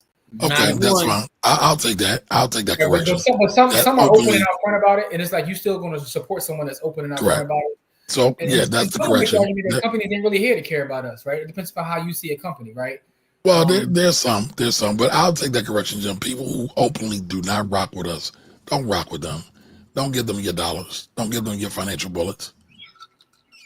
Listen, man, the handshake ain't matching they smile, man. You know. My man, appreciate you, sir. Appreciate you. Yeah, man. So before we go, tell us one thing each one of y'all want to get accomplished in 2025. All right, Corey, go ahead, bro. I want to create something for our students in our camp that's more permanent. It wants not this summer, just the summer camp. I want to do something more permanent with our By the Hood camp. So that's my goal for 2025, to turn it from a summer camp into a full-time camp. So like on the weekends, during the week? Full-time. Corey must got extra hours I ain't got. What do you mean, Corey? What do you mean about full-time? I mean, turn it into a school. Something. Oh, we really talking. Now we talking heavy. Let's go. Yeah, like I want to turn it into something where, because I teach all day. So yeah, I got time. If I got money, I got time. Like, so I need to turn it into something that pays me to be, you know what I mean? Yeah, something that pays me to be where I need to be. You know what I mean? So that's the 2025 goal. I like that. Talk heavy. Man, for me, time, I got money. For me, I guess that could be incorporated in kind of what I'm thinking. For me, it's really about the Black Wealth Rebels. Right? No, it's really about the Black Wealth Rebels. I want to build a true community. And what I mean by true community is I want to be able to, be transparent, share, help, serve the people. So I'm in a lot of different spaces where it's all about service. Side note, if anybody is in the Philadelphia area, I sit on the board of Inspiring Minds Philadelphia. And in March, we're having an event that's open free unto the youth. It's about college prep, personal finance for teenagers, and also mental and physical health for the teenagers. So hit me up if you're interested in that event. It's March 8th on the University of Penn's campus. But even that's part of being community minded. Like Kamari just put on the screen, community minded only. So my big thing in 2025 is really just being of service in any way that I can. You know what I mean? I have a particular set of skills that I know that can help folks to achieve what they want to achieve. And that's kind of where I'm focused at. That's why I'm so adamant about people joining the village, because a lot of things that I want to share and do, I can't be doing on these public platforms like, the book or YouTube and all that. You know what I'm saying? Like, because I want to keep it like real with our folks. And that's why I'm looking to build with people who are similar to me, man. So, y'all can, keep some of y'all friends where y'all keep them. Don't bring them back here. We want a real community of like-minded people that are looking to do the same things, which is why I tell people, like, I know a lot of people only care about the options plays. That's cool, but we're so much more than that. Kamari hit it on the nose. Black Wealth Rebels is culture. We know how to talk the money talk, right? Because this is the spaces that we work and operate in. We are all practitioners, whether that's education, real estate, taxes, Bitcoin. We practice this every day. This is the life we live.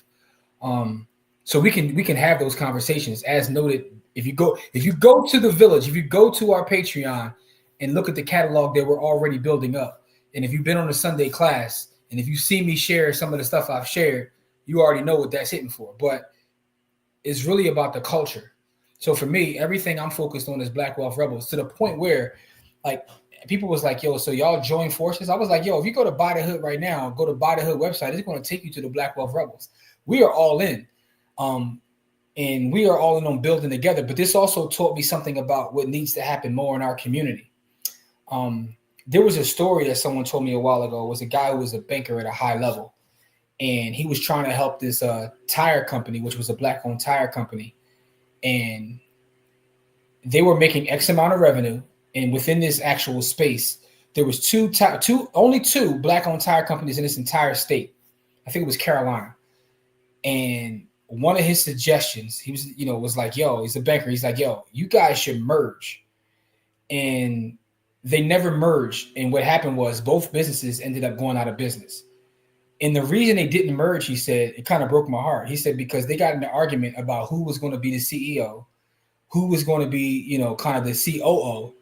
And the argument was never about the business. It was never about the money. It was never about whether they can work together. It was about a title.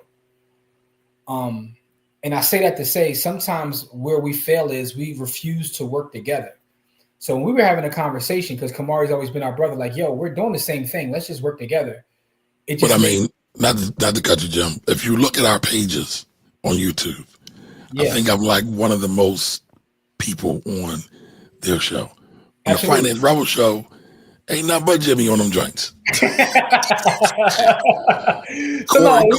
Corey don't like social as much as me and Jimmy, but Corey's got a lion's share of space. So we're already kind of doing it anyway, but it's like, yo, but I say that to say that if even people that are in our village, it might be someone you can build with, build a business with, like just network with. We gotta start working together. And a lot of times, like my sister Tracy always says that when people look at networking, and this is her bar, so I'm giving her just due. She says most people try to reach up all the time instead of reaching sideways. And that's part of the problem, because when you reach sideways, then you both can go up. So like really got to build with each other, man. We got to be like intentional about building with each other. So, I mean, that's the crazy part, man. Like I see Brandon said, nobody wants to be Pippen on a championship team. And that's the problem, right? Pippen got chips. Pippen's a legend in his own right. And arguably, there's been a lot of NBA players that said Pippen is one of the most skillful players to ever play the game. Probably the best all-around player, like in terms of defense, off of the whole nine. But I mean, some people have said he's better than Jordan. I don't want to add a debate, but I'm just saying it's been said. We're not going there. I'm just telling you what people. In the words of Trek Show on Jason's lyric, man, there's too many Chiefs and not enough Indians, right? Correct. Correct. Listen, man, we got to do better, man. We got to work with each other, man. So for me, 2025 is all about community, and it's all about village, and it's all about building with my folks, man. Like, and we got some very talented people who are already member. Like, I look at Dina's questions and comments. Dina's brilliant. JT Coins is brilliant. You know what I'm saying? Like, look at Jamil's brilliant. GC is brilliant. Like the folks that are here. Hold on, speaking of JT, let's give JT some love. Can you read that, Jimmy? Dropping off my 2 cents in this hashtag power talk. Shout out to JT. And that's what I'm saying. We have some talented folks, so why wouldn't I want to build with folks who are talented, have their own skills and abilities that I may not possess, and help to grow as a person, man? Kamari said something earlier that, is true. You got to be a lifelong student, man. You got to be a lifelong student. Shout out to Donnie. Shout out to Donnie, man. I was just listening to the Whispers, Donnie Hathaway song, but I digress. Because I was getting ready to sing the bar, because Jimmy was singing all night. I'm the R&B guy, dog. You know what I'm saying? I'm about to start an R&B show for the village, man, because all I do is listen to R&B. I'm the R&B guy, dog. Not with those trash picks, though, but I digress. Whoa, what are you talking about, the Whispers? Are you slandering the Whispers? Hold on, let's not step on the people. Nicole says, I plan to sell my house and pay for a house out in Georgia. Then I want to invest. Hold on, are you slandering the Whispers? Never. Listen, the Whispers was my dad's favorite group. And I got stories of us taking road trips. And he whispered the hell out of me. So much so, I couldn't listen to the Whispers for like a year. But Keep On Loving Me is probably my favorite Whisper song. Keep on loving me. What you know about that, young boy? Hey, Scotty. Yeah. What's that mean? Don't forget Walter and Scotty. That was my Listen, I was able to figure out the difference between Walter and Scotty last summer when I went to see them live at the Dell. If y'all not from Philly, y'all won't understand what the Dell is, but the Dell has a lot of old school concerts there. Yeah, I got to see them. I was slandering the Whispers on that concert because I'm like, yo, because they said this is our retirement, our last tour, right? And I'm like, y'all don't pull this. Like, I went to see the Whispers with my mother. That was my mother's favorite group. And that's wow. That was one of the things. That was one of the things that we bonded over in terms of music, right? So I'm a hip hop head, so my mom didn't really bang with hip hop. You know what I'm saying? My mom used to like Heavy D back in the day, which is, but that's another story. But the girls, they love me. My mom loved Heavy D. Like a lot of parents love Heavy D because he was like, he was Heavy D. He was clean. He was clean, right? Yeah. So quick story. I got into trouble with my mom when I was a kid, right? I told my mom I wanted to go to the concert. So, there's only a couple clean acts back in the day, right? Heavy D was one, the other was Kid and Play. So let me tell you what I did, being slick. I told my mom that I wanted to go see the Kid and Play show. She was like, cool, I'll get you tickets. I'm going to take you. I was like, bet. So me and my godmother, shout out to Rel, we get tickets to the show. I didn't tell her they were the headliners. The headliners of the show were NWA. But but back in the day, hip hop acts used to tour, and they would have it was Kid and Play, Hammer, NWA, JJ Fad was on that joint. Too Short was on that tour. Like everybody would just go on tour together. It didn't matter, everybody had their own lane. So NWA came out. Boy, I think I was in trouble for months after that. But anyway, back to what I was saying. So me and my mom. Funny as hell. True stories. All true stories, bro. But crazy mother. So one of the things we bonded over was our love of the Whispers. So she put me down because that was her thing. She played it in the house my entire childhood. So I ended up liking the music. Now the other part about that is, who was at that other show that dealt with him? You were there, so you should know. I mean, it was live. Heatwave was there. The one I'm talking about is the one they would market as their retirement tour, and it was with Frankie Beverly and Maze. No, I wasn't at that one. Okay, that was the last one that they did, and that's why I was like, damn, because I was like, yo, because he pulled it off too before, where Frankie Beverly kept going on his retirement tour. Every 3 years, Frankie Beverly would have a retirement tour. He'd get our money, and then be back in 3 years for another retirement tour. But I don't think Frankie. Yeah, I think Lorraine was the only one that heard that. But I don't know that Frankie was trying to make it as a scam. Frankie was kind of older. He was up there. He's probably was. He really was. He really was. He's like, I'm tired. And then he was like, but he loved it so much. I can believe he like, you know what, I'm going to keep going. Before my mom passed, the last show we went to, because that was our thing, R&B shows, we went to see Frankie Beverly. And the crazy part about that show is the boy that opened up for him absolutely left Earth was what's the main man? Kem opened up for him. Kem stole the show. I was like, yo, Kem left Earth on that joint. So shout to Kem. He a bad dude. Yeah, it's like the artist may have a couple cuts, but then you see him live and be like, oh, okay, you different live. Like you okay with the tracks on the on the playlist, but a live show, yeah, Kem left the planet. All right, so Jimmy, there's a question for you. CT guy, go to blackwealthrebels.com. It is scrolling right below you now. If you go there, you can join the village.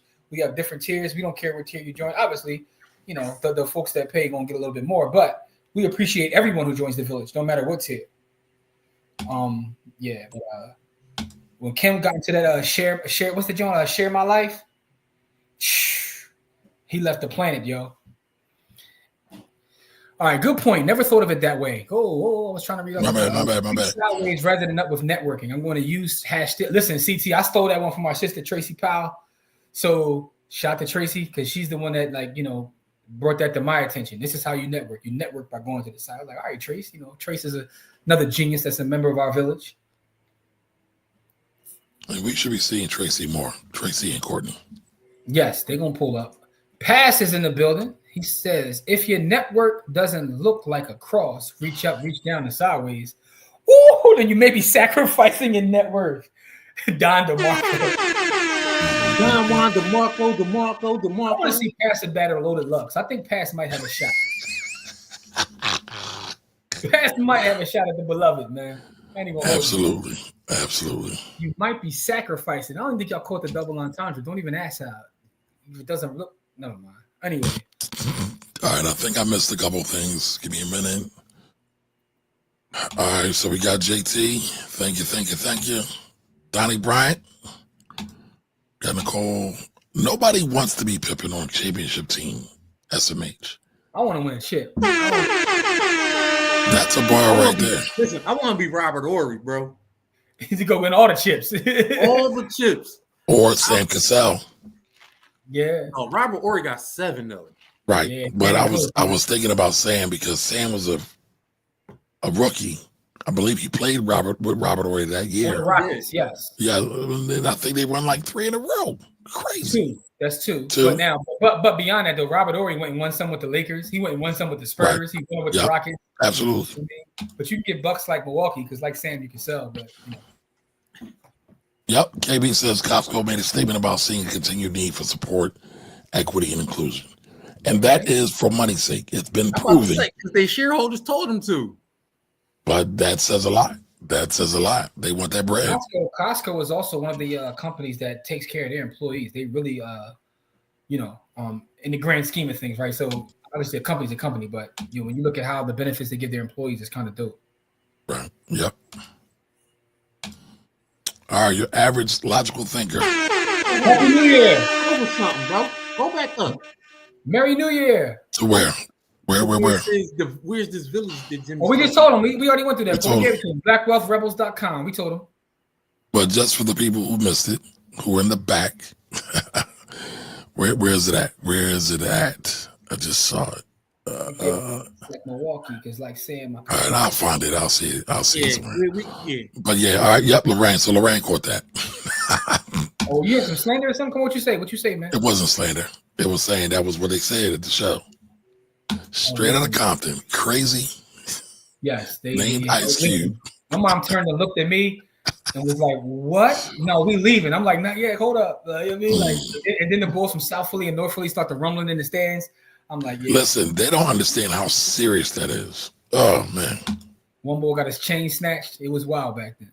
Kim is Detroit. Truth, Detroit. Yeah. This is his live show, bro. I got a whole new respect for him. He gets busy. Yeah.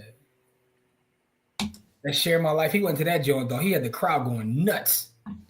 Yo, I believe that. Arms waving. Man, people, listen. People, look. You got grown men talking about. I'm like, oh, bro, easy. Yeah, he you know, easy. Come on, what's someone that you saw live that you know you had a different respect for after seeing him live? You already know my answer to this. I don't want to respond to that because it's going to set me up. If I'm being honest, it's going to set me up for slander. Never mind. I don't feel like being slandered. I don't feel like being slandered. It's 2025, bro. Don't do it like this. So listen, I don't like concerts. I don't like the crowds. And anytime I do a concert, I either want to be in box seats or backstage. I'm not mad at that. That's that suburb talk. Talk to him, Kamari. Talk that suburb talk. I'm an introvert. That's what that is. It's not about suburbs. Stop it, Jimmy. But I saw Jay-Z in tours after he kicked R. Kelly off the tour, and that thing was something special. That's not the question I asked. I was asking. As you said, who was somebody I saw that I had a different respect for? No. I'm talking about like from the standpoint of their music or their performance. Whereas like, okay, you may think they're one thing. Yes. There was Jay-Z. And it was Jay-Z and Mary and everybody. When I seen them at Powerhouse, that did give me a different respect for them. Because I was like, damn, they get busy. But that's not my answer. That is not my answer. I know Corey's answer is Marsha Ambrosia. I know. Yo, if you have not seen her live. Corey been talking about the Marsha Ambrosia show for like a decade. I don't know what she did that night, but whatever she did. No, not that night. I've seen Marsha Ambrosia like 6 times, bro. She been following around ever since. Let me say this. I'll say this. I was around during the Black Lily, and nobody knows what the Black Lily is. It was Neo Soul in Philly. Philly birthed Neo Soul. So I've seen Marsha Ambrosia, Flo Tree, Jill Scott, Jaguar Wright, Jasmine Sullivan when she was like 12 perform. All phenomenal. All like, I wish that could come back now. Probably never could come back now. My favorite group from those days was Kindred. Oh man, I used to love Kendrick. So Kendrick, I've seen them several times again at Black Lily. Yes. And phenomenal. And by the way, I think Kendrick. I'm sorry, but I think Kendrick's song, "All My People," is the Black Wealth anthem. In my personal opinion, that is a great song. I gotta go re-listen to it. I want all my people around me. I gotta go listen to it. I want all my people around me. Everybody living good. I want my people, my brothers and sisters, to eat. Listen to the lyrics. It's very powerful. Okay. I gotta write this down. I got some homework. Listen, Far Away From Here is my favorite Kendrick song. Far Away is fire. Listen, Black on Both Sides is my 3rd favorite album of all time.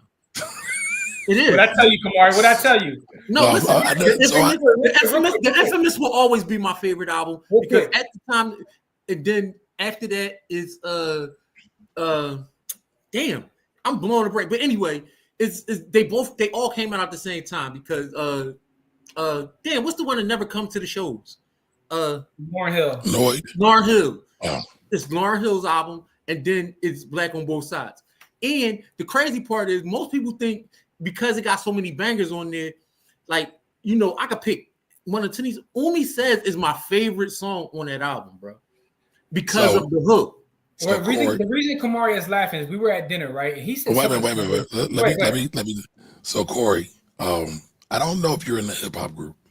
If not, you need to be. But I say Umi Says is one of the greatest hip hop songs ever created. It is, and they hate me for that. It's my favorite song on a top 10 hip hop album of all time. Now, real quick though, the reason people hate on Kamari is because people say it's kind of the same slander they give the Lauryn Hill album, that it's not hip hop, right?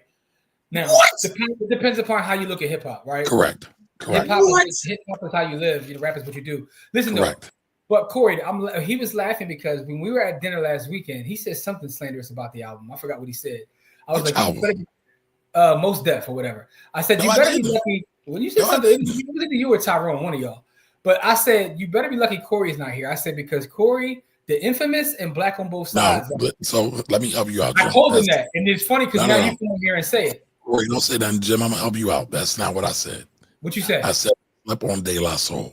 And he said, you're lucky. Oh, that was it. Stakes is High is the one. I said, that's one of Corey's favorite albums. Yo, Stakes is High is one of my top 5 favorite albums. It might not be a top 5 hip hop album of all time, but it's one of my favorite top 5 hip hop albums. That's what I told him. That's what you're right, Kamari. That was it. I agree. And I said the Stakes is High, but I was talking about Potholes in My Lawn.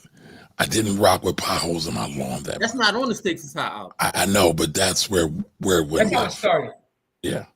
With his De La slander. But anyway. Now tell him why you was about to do that. Come on, Jimmy, go ahead. Kamari doesn't want to admit he cried at the Prince concert like the rest of us. What song made you cry, Kamari? What song was it? Listen, man, I was like Prince by the jump of the Lake of Minnetonka. Listen, the greatest concert I've ever been to, I went to in 2024. 2024, wow. 2024, the greatest concert I've ever seen. Stevie Wonder, dog. Stevie is in a class by himself, and I don't even feel right calling it because it was more like a spiritual journey. It wasn't a concert. Stevie is in a class by himself, so we're gonna put Stevie over here, and that's why I'm not even gonna say it's the best concert because that was like there was a spiritual. It was like a revival. Yes, Stevie is a national treasure. Like Stevie might be one of the only celebrities that when he closes his eyes, I'm gonna feel it. Pause, because Stevie is he's proof of a higher power, man. That's all I'm gonna say. I'm gonna leave it at that. But I went to see Stevie in 2024 in Chicago, and it was phenomenal. Okay. Costco, Trader Joe's, and Wegmans have good benefits. Texas Roadhouse will at least take care of putting you in a box. I don't know. I mean, listen, player-wise, I'd much rather be Scotty. Right now, though, Scotty is getting that work because of his ex-wife. The streets have no chill. It says, to be honest, I'd rather be Scottie Pippen than Vernon Maxwell. I knew Vernon Maxwell was a different breed. Yes, he is. When I ran into Vernon Maxwell on Dollar Night at Studio 37. Yo, he's a Philly legend, bro. I was like, hold on. Vernon Maxwell is a legend, bro. He was in Studio 37 on Dollar Night. Now, Jim, give him context. With a Ram Squad jacket on. And I'm like, hold on. I'm like, Jim, I shouldn't even be in here, to be honest with you. So why are you here? Give them context. To simplify it, we were in District 12 with the undesirable. Studio 37. Factuals. Studio 37 is in the hood. That's it. No, we're not talking about in the hood. That joint is dead in the middle of the hood with nobody. Listen, all right, you know where they had the Rocky movie and they had where the cheesesteaks at? It's across the street from there. But in real life, that's not some place you really want to be walking around, especially at nighttime. Stay with me. Listen, Kanye Rose, I believe her name is dope. She's super dope. Let me tell you my Studio 37 story. So I was there. I was at Studio 37. And I only went there because Trina was there. She's the baddest chick. Yo, when I tell you she walked in with a harem of 20 chicks, it was absolute chaos in that joint. And I had bought a section because Trina bought a section, and I wanted to be right next to Trina. So I'm right there in the section, and we got bottles and all. We got, you got stuff that people in sections have. And so we got bottles, and Trina and her squad got bottles.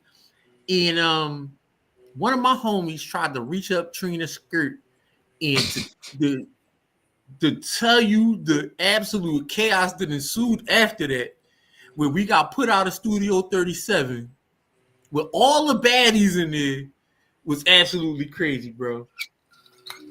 Mark was really good. Hey, Mark, I was just having a conversation. You came up with a conversation today, Mark. I was talking to Chandler. Mark is a developer and a realtor, and he got a property that he just finished too. So shout out to Mark. He got that's a black man that own a commercial space. You know what I'm saying? Like, so, we got to give Mark his flowers, man.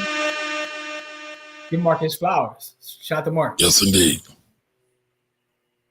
Oh man, I got a lot of Studio 37 stories. I threw a bachelor party in Studio 37. Whoa. And I'll just say this. I probably, by all my homie standards, have the best bachelor party ever because of who was there. And I can't think of her name. Pinky? It wasn't Pinky. It wasn't the best thing. I mean. Nah. When I figure out the name, you'll be like, yeah. Pinky now, but if you were back in the 90s, it was a different Pinky. Like, absolutely different person. Yeah, Cherokee and Pinky were different. Cherokee still fire, but you got me on the side mission right now. Let me chill. Let's bring it back. Let's bring it back. Muddy Waters on both sides are probably my most replayed albums. I was looking at how to give you your year in review in terms of music. Yep. And I had a realization, man. Like, so I always tell people that the Illmatic, right, is my favorite rap album of all time. But for some reason, Nas' second album, right, is always in my top every year. Because it's not better than the other album, but it got a bunch of bangers on it. And I was like, hold up, it's weird because the data's, I'm a data guy. The data's telling me something that, my heart's telling me one thing, but the data's telling me something else. And by the way, getting back to the original conversation, I see Joey's looking bad in too. Kamari, the original conversation, what I was getting ready to say, I didn't think you were going to say Jay-Z. I mean, although now that you said it, you're a Jay-Z stan, so I get it. I thought you were going to say Eric Roberson, right? Because, it was a great concert. Huh? It was a great concert. Because me and Kamari have been having this Eric Roberson debate. And I think Eric Roberson is amazing. He's phenomenal. He's a legend. I'm not slandering him. But I have my favorite, I guess for lack of a better term. But you ain't seen him live yet. All right, so hear me out though, right? So that was another debate we always have. Eric Roberson. I love Paul's PJ Morton. I think PJ Morton is the most incredible artist now. Right? Yo, the comments are wild. They are. They be wild. So now, Corey, so here's a new thing, right? Me and Kamari, we made a bet. Like, whoever comes to Philly next in 2025, whether it's PJ Morton or Eric Roberson, we all got to go. Yep. We all got to go to the show. And if we see them both, then we can have our debate after we see them both live. I'm sorry, who was the other person in Eric Roberson? Eric Roberson and PJ Morton. Oh, see, JT Coin's got a good ear. Both of them are fire. No, both are fire. No, but that's the thing, though. That's the other thing, right? You got to understand, we can debate one being our favorite or better than the other without thinking the other one's trash. It's like, I'm not calling nobody trash. No. We not. There will be no PJ Morton or Eric Roberson. No slander to either one. They're both the gods. But I just listen, PJ Morton, dog. Like you got like this, like he's like a super being because like you said his eye, like he might be the best young boy, and I'm like, whoa, easy, slow up. Like I'm gonna tell you like this. I like Snoop Youngboy.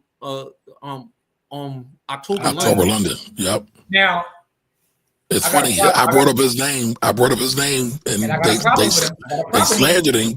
No, we didn't slander him. All right, but hold that one thought for me, Jimmy. I want to show folks something real quick. But hold that thought. Go ahead. To try to when we network up, and it really is about networking across, like who's next to you, who's struggling, who's in the trenches with you, who's just as hungry as you are, and those are the people that you need to build with. It's not about finding, hitting up, calling Tyler Perry, how can I work with you, calling Ava to be how can I be on. It's about calling your college mate. It's about calling your coworker and saying, hey, you trying to do this? I'm trying to do this project. And literally every project that I've done, every friend of mine has been in some way, shape, or form because I needed them, because they were just down. They didn't, they're not even part of the industry in many cases, just to help me make it work. And I would do the same for them in a heartbeat. It's just about, I guess, passion and hunger. In creating the first episode of ABG, of Awkward Black Girl, like, I had to pull so many resources together, and I had to hit up, a couple of random people just to try to put this story together. And then even in the brokenness of not having an editor and editing it myself, trying to tell the story because I couldn't afford to get this shot that I wanted or go to this location that I wanted, and piecing that together, there's so much creativity in brokenness. Like, brokenness will have you making it work. And so I just wanted to share that because I think that is so powerful. Don't let not having money be an excuse for you not getting something done. You got to be creative, y'all. Got to be creative. She listened to the show. She heard Tracy say that, by the way. And then second of all, I just want to share that clip because it's from your ascot homie. Oh man! So I got another one, but go ahead. Hopefully it's not from your ascot homie. But anyway, no, ascot homie is fire. Listen, he does journalism, black journalism, a good dude. But go ahead. So does Dr. Umar. Anyway, listen. That is not journalism. We're not going to do that. We're not going to do that. But listen, it's still Black Queens forever, all right? But that is not journalism, all right? I'm messing with you. Jeez Louise. But anyway, no, the conversation was just Corey. So now when they come to the town, we taking the whole squad out. We're gonna go see both of them, and then we're going to come back and have a debate. Because Jum's paying for dinner. I mean, listen, I don't have no problem paying for dinner, bro. I'm not, when it comes to the family, I mean, we could do that, man. Like, we can get together this weekend. You want to go get a steak at my spot, man? You know what I'm saying? No, we got to do black home.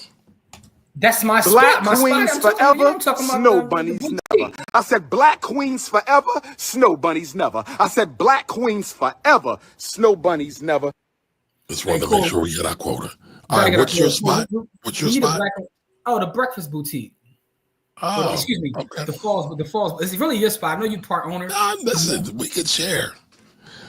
It's all about supporting and promoting black-owned businesses. I go around and get the steak and eggs every weekend, man.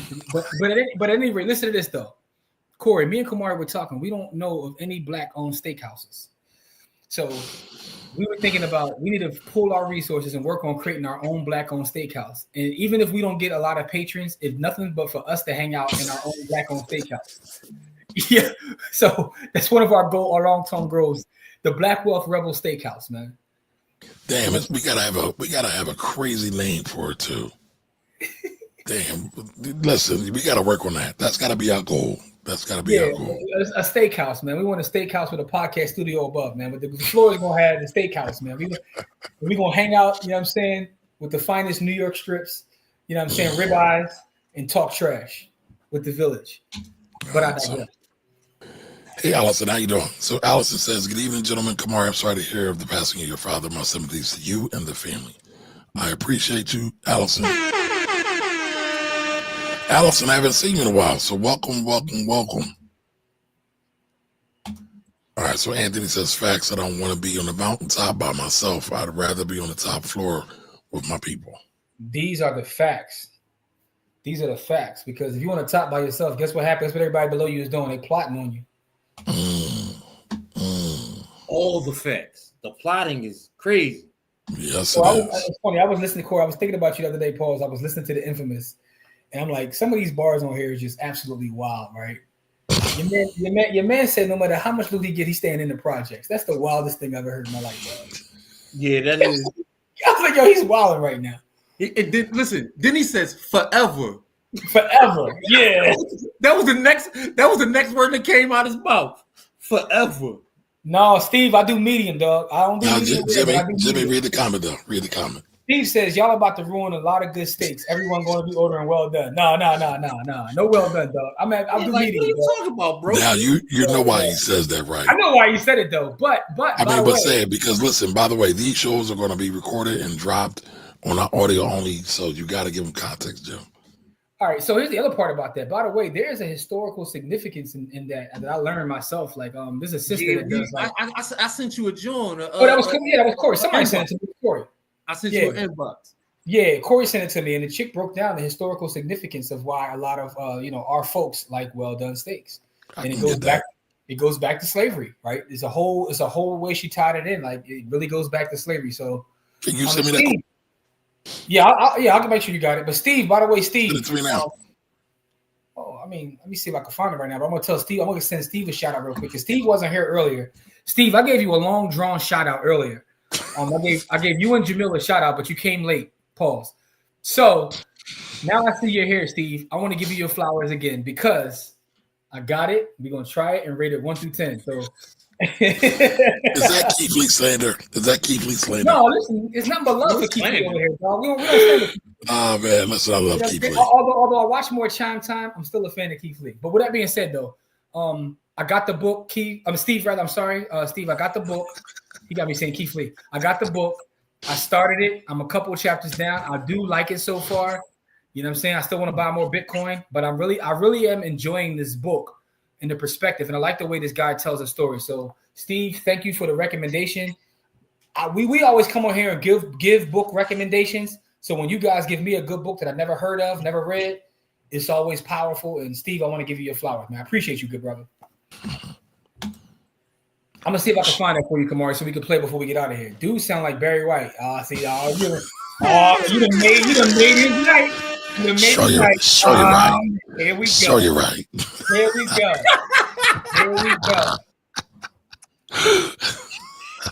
Yeah. All right, but I want to play this clip real quick, y'all. Telling me this and telling me the that. alpha male, myth or mandate. The alpha male concept originated from the studies of wolf behavior. Ethologists, experts in animal behavior, studied hierarchies within wolf packs and labeled the dominant ones alphas. But unfortunately, as a result, masses of men believe that displaying animalistic behavior is the only way for a human male to lead, unaware that the alpha wolf theory has since been debunked. Yet still today, if a man demonstrates self-regulatory skills or shows support and kindness, he's labeled a beta, as if compassion and self-control or cooperation were somehow lesser traits. In my new book, The Man the Moment Demands, I share how the so-called alpha male mindset is often just a defense mechanism, emotional armor to hide personal insecurities, childhood abuse, or unresolved trauma. Even wildlife biologists have widely abandoned the term alpha because research has shown that most wolf packs are family units led by a breeding pair. So essentially, the alpha isn't a lone male wolf, but a male and female leading a family unit together. Let that sink in. Men, it's time to drop the alpha male label so that we can evolve past this outdated myth and gain a deeper understanding of who we really are. Comprehensive men.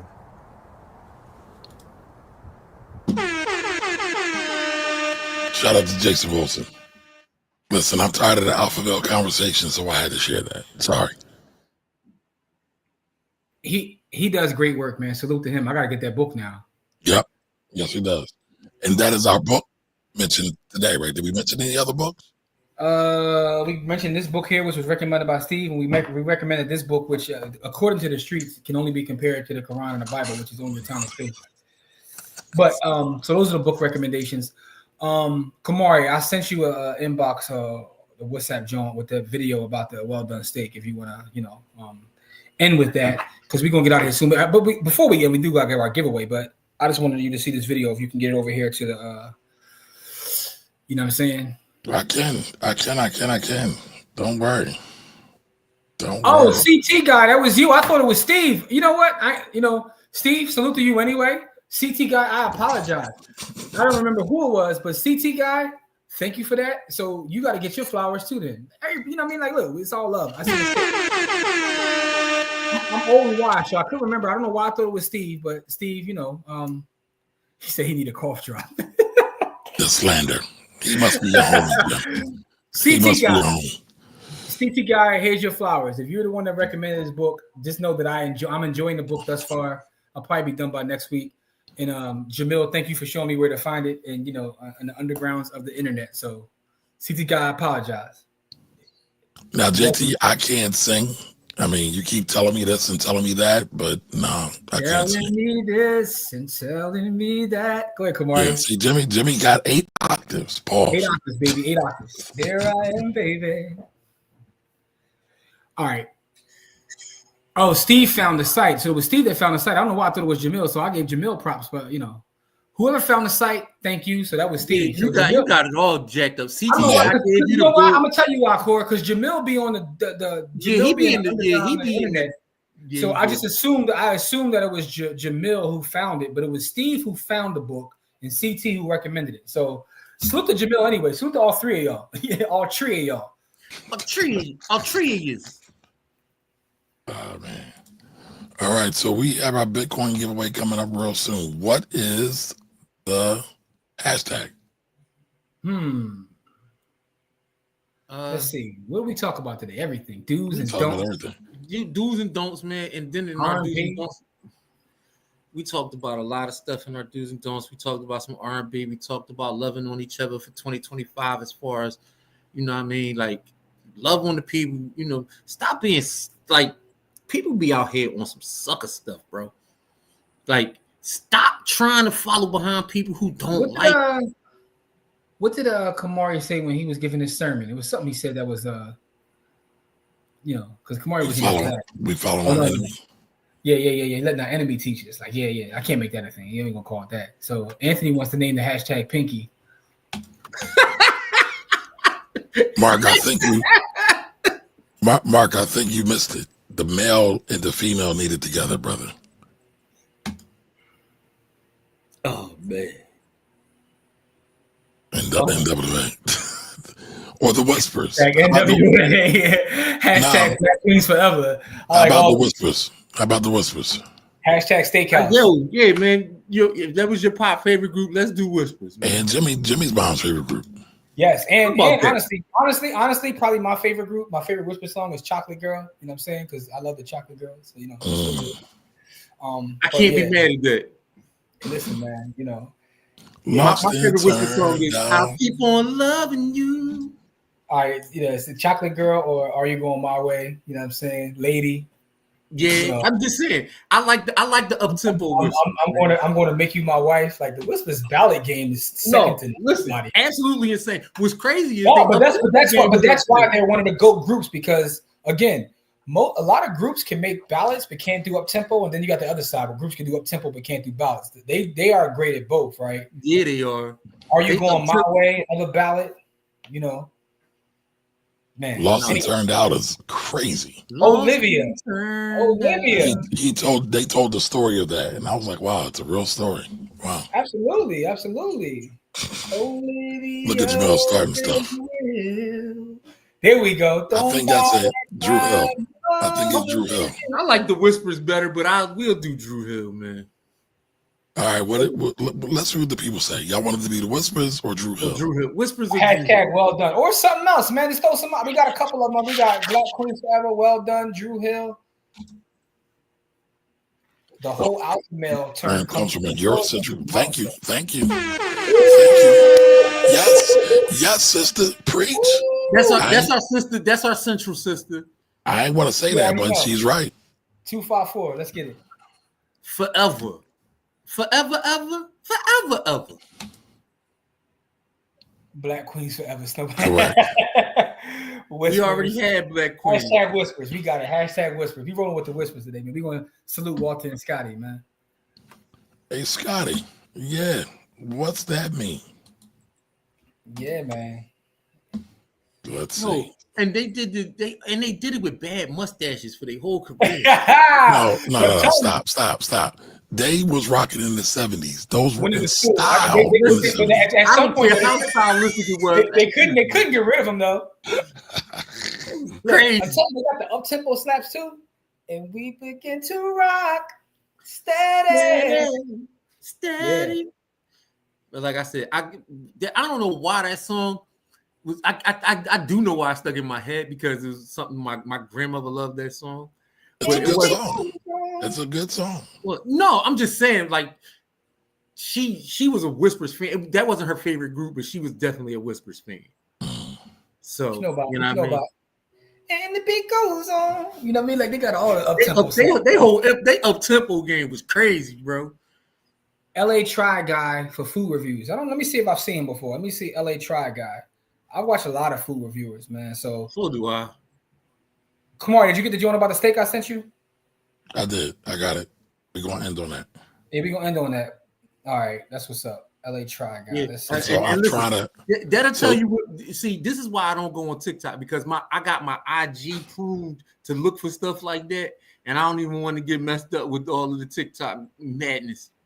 Yo, so Joe was trying to get me to watch something on TikTok today, and I was like, bro, that's never going to happen. I'm not never putting TikTok on my phone. No, listen, it was an Umar clip, but the stuff he was saying was almost sounded word for word like what you wrote in the book. And that's why I was like, yo, Akeem must have read the book.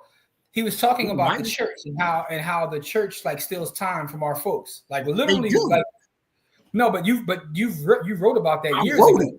I did. But this is what I'm saying. This was literally his words. He said the black church steals time from our people. I was like, damn, like anyway, but go ahead, Kamari. I know Kamari's over there working. He's like mad, No, listen, Jimmy, you wasn't here.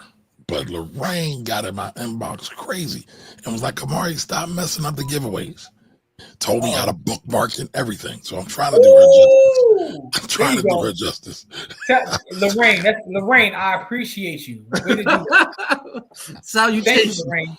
See, Lorraine, I figured you would like that. Lorraine been rocking with us for a while. Listen, Lorraine been giving me content, man.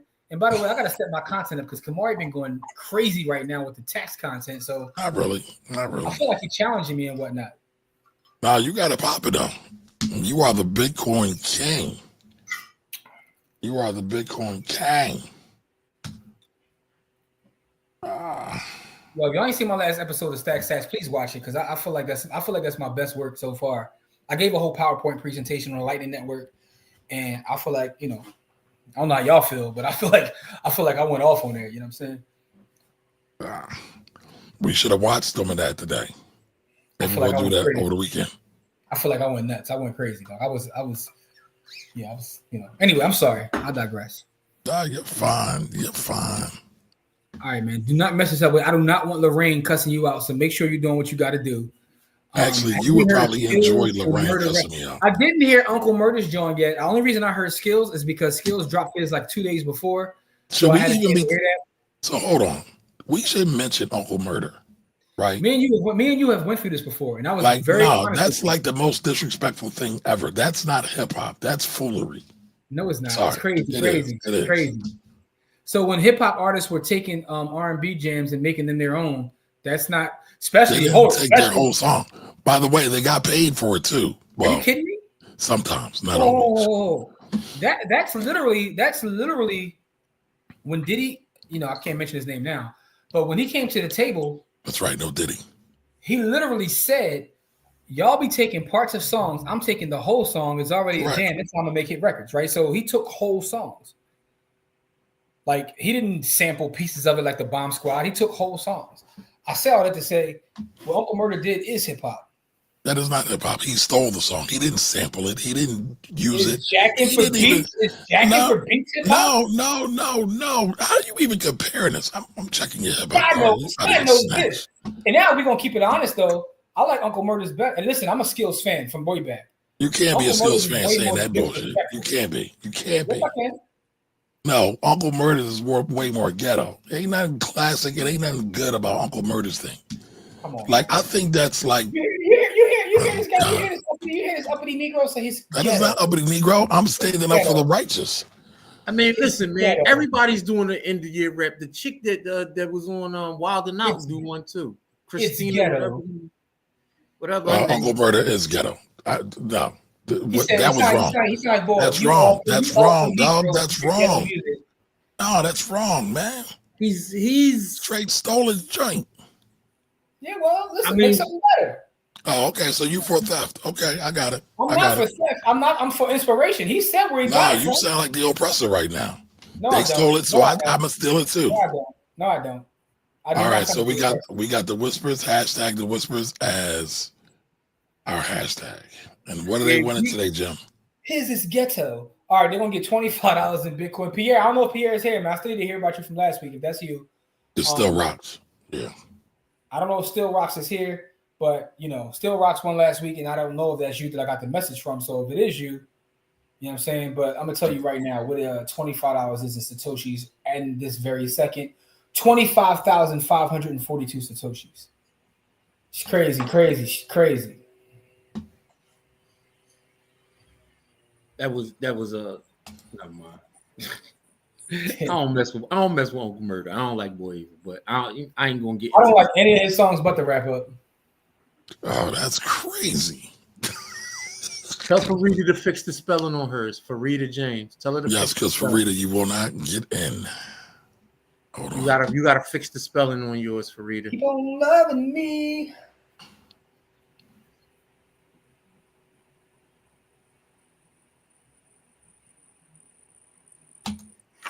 All right, we got 6 entries as of right now. We got about 35 people. Y'all want these coins? My dream.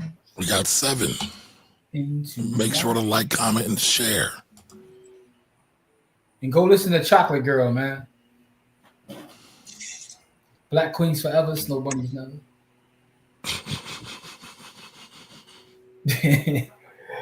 Chaos. All right, there we go. Now, there we go. You want to show the clip before we get out of here? Come on, you gonna wait till after the giveaway? Y'all call it. What y'all want? Play it now. Yes, sir. So many Black people cook their steak well done. While I personally prefer mine medium or medium well, there are a significant number of Black people who don't want to see any pink in the middle. Why? For Black Americans in particular, this can be traced back to slavery. Enslaved people were often given discarded scraps or less desirable parts of animals that were tougher, chewier, and less safe for consumption.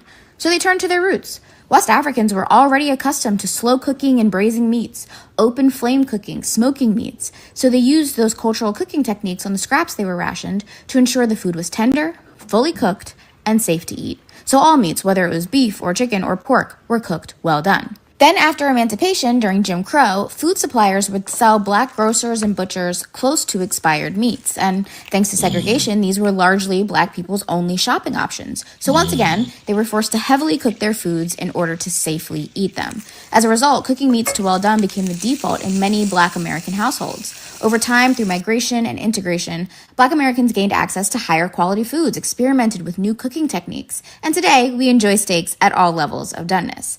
But cooking our meats well done was a form of resilience and survival. Shout out to that sister with that cultural nugget, with that historical nugget, because, again, it was about survival and not getting sick. Yeah. That was dope. I almost want to watch that again. Listen, man, I still like my steak medium though, but I get that's fine. That is fine. Hey y'all, by the way, we trying to come together one day and buy a steakhouse. Not right now because we got other things in the works, but we need a fire name for the steakhouse. Steak and eggs. I said we call it T-bone steak, cheese eggs, and Welch's grape.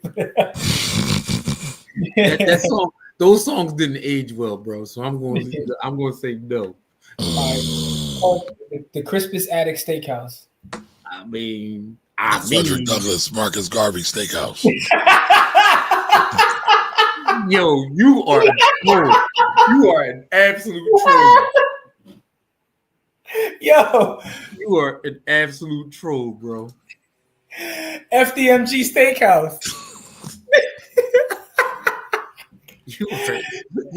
I'm just gonna say. I'm gonna say it. So before everybody, you ain't shit, bro. Why? You my bro. So listen, for everybody in the audience, they don't understand how much Dr. Umar is throwing at us by way of Jimmy Williams. He inundates us with Black Queens Forever, Snow Bunnies Never. Because that one saying to me is amazing. Like it's his greatest contribution to culture is that one saying. I think it's funny. I mean, that's how I feel, but it is what it is. But the FDMG Steakhouse is next level shade and hilarious. It's not shade. No. But it's not shade because I actually love that name. I love that name. Black That's queens another point. forever, TMG snow Steakhouse is bunnies never. hilarious. I That's said never black good. queens forever, snow bunnies never. I said black queens forever, Oh, man. snow bunnies never. But I think Anthony's on to something. Black Queen Steakhouse. That is fire. I ain't mad at that. Mark says Umar will be the host. I ain't mad at that. Black Queen Steakhouse, man. Let's talk about this though, Kumar. Who is a legend from our community in the culinary industry? There's a brother in Philly from Hound Hog. There's a brother in Philly from Hound Hog. His name is Omar something. He's got a store in West Philly. I had to look up his name. I thought you was about to say Chef Millie. I want to say Omar Tate. But he's if anybody's seen High on the Hog, the Netflix documentary about black food, he's in there. He's in there. I was thinking about an ancestor, but okay. Okay, what's the ancestor? Maybe someone could look this up or tell me. Maybe you already know it. G Garvin is a legend, by the way. Somebody got to check his resume. Uh-oh. I don't know. What's up with G Garvin, yo? Something I don't know about? Uh-oh. He a bunny hopper? No, but yeah. Oh no. I like this one right here. Harriet Tubman Rose and Leon Sullivan Green. I'm with it. Yo, I'm with that too. What's the ancestor that created mac and cheese? Somebody look that up for me. He was down with Thomas Jefferson too. Yeah, he was his cook. One of his people worked in his kitchen, but he created mac and cheese. But this would be a fire name too. Jim Brown would be a fire name too, but some people might not get that. Yo, Steve, that is one of his greatest clips, and it's the way he ends it. For good, I can't psychologize all this. He said some of them got to go. For good, but anyway, somebody give me that answer, man. And after that, we can do our giveaway. I just want to know who is the brother that worked for Thomas Jefferson that came up with mac and cheese, man. We got to honor that brother, man. I love when James Hemmings. James Hemmings. All right, so Hemmings Steakhouse, man. There we go. Hemmings Steakhouse. And it's in honor of James Hemmings, man. We're going to honor the ancestors, man. I love when I learn new things about people that I didn't know. Was that Sally's people? I believe might be. Yeah, I think so. I think yes, he was. Let me pull this up on the screen. I just did a quick Google search. Like for instance, I'm gonna give you an example. Like when they put the statue in front of City Hall of the brother who was an educator, his name was Cato or something like that. I wasn't familiar with his body of work, and I went and looked it up, and I was like, "Holy!" It's smokes. amazing. The man died getting us to vote. I was like, "Holy smokes!" I was like, so I love learning new things about ancestors. I think that a lot of people don't know about James Hemmings, and I think that would be dope as a way to honor, So he was the older brother of Sally Hemings. So here's the thing, though. We have a steakhouse, Kamari, called the Hemmings Steakhouse. One thing that gotta be on point, we gotta have fire mac and cheese. Because you will get killed. if not, they will assassinate us. If not, it's gonna be problematic. On the spot. We honoring the founder, man. Yeah. So he was the brother. Shout out to James Hemmings, man. Rest in power to the ancestor, man. Yes, indeed. So nobody steal our idea. We brainstorming live on the air, man. Hemmings Steakhouse coming in, 2030. 2035. No, man, we're gonna pull it off before then, pause. Like we gonna make it happen, man.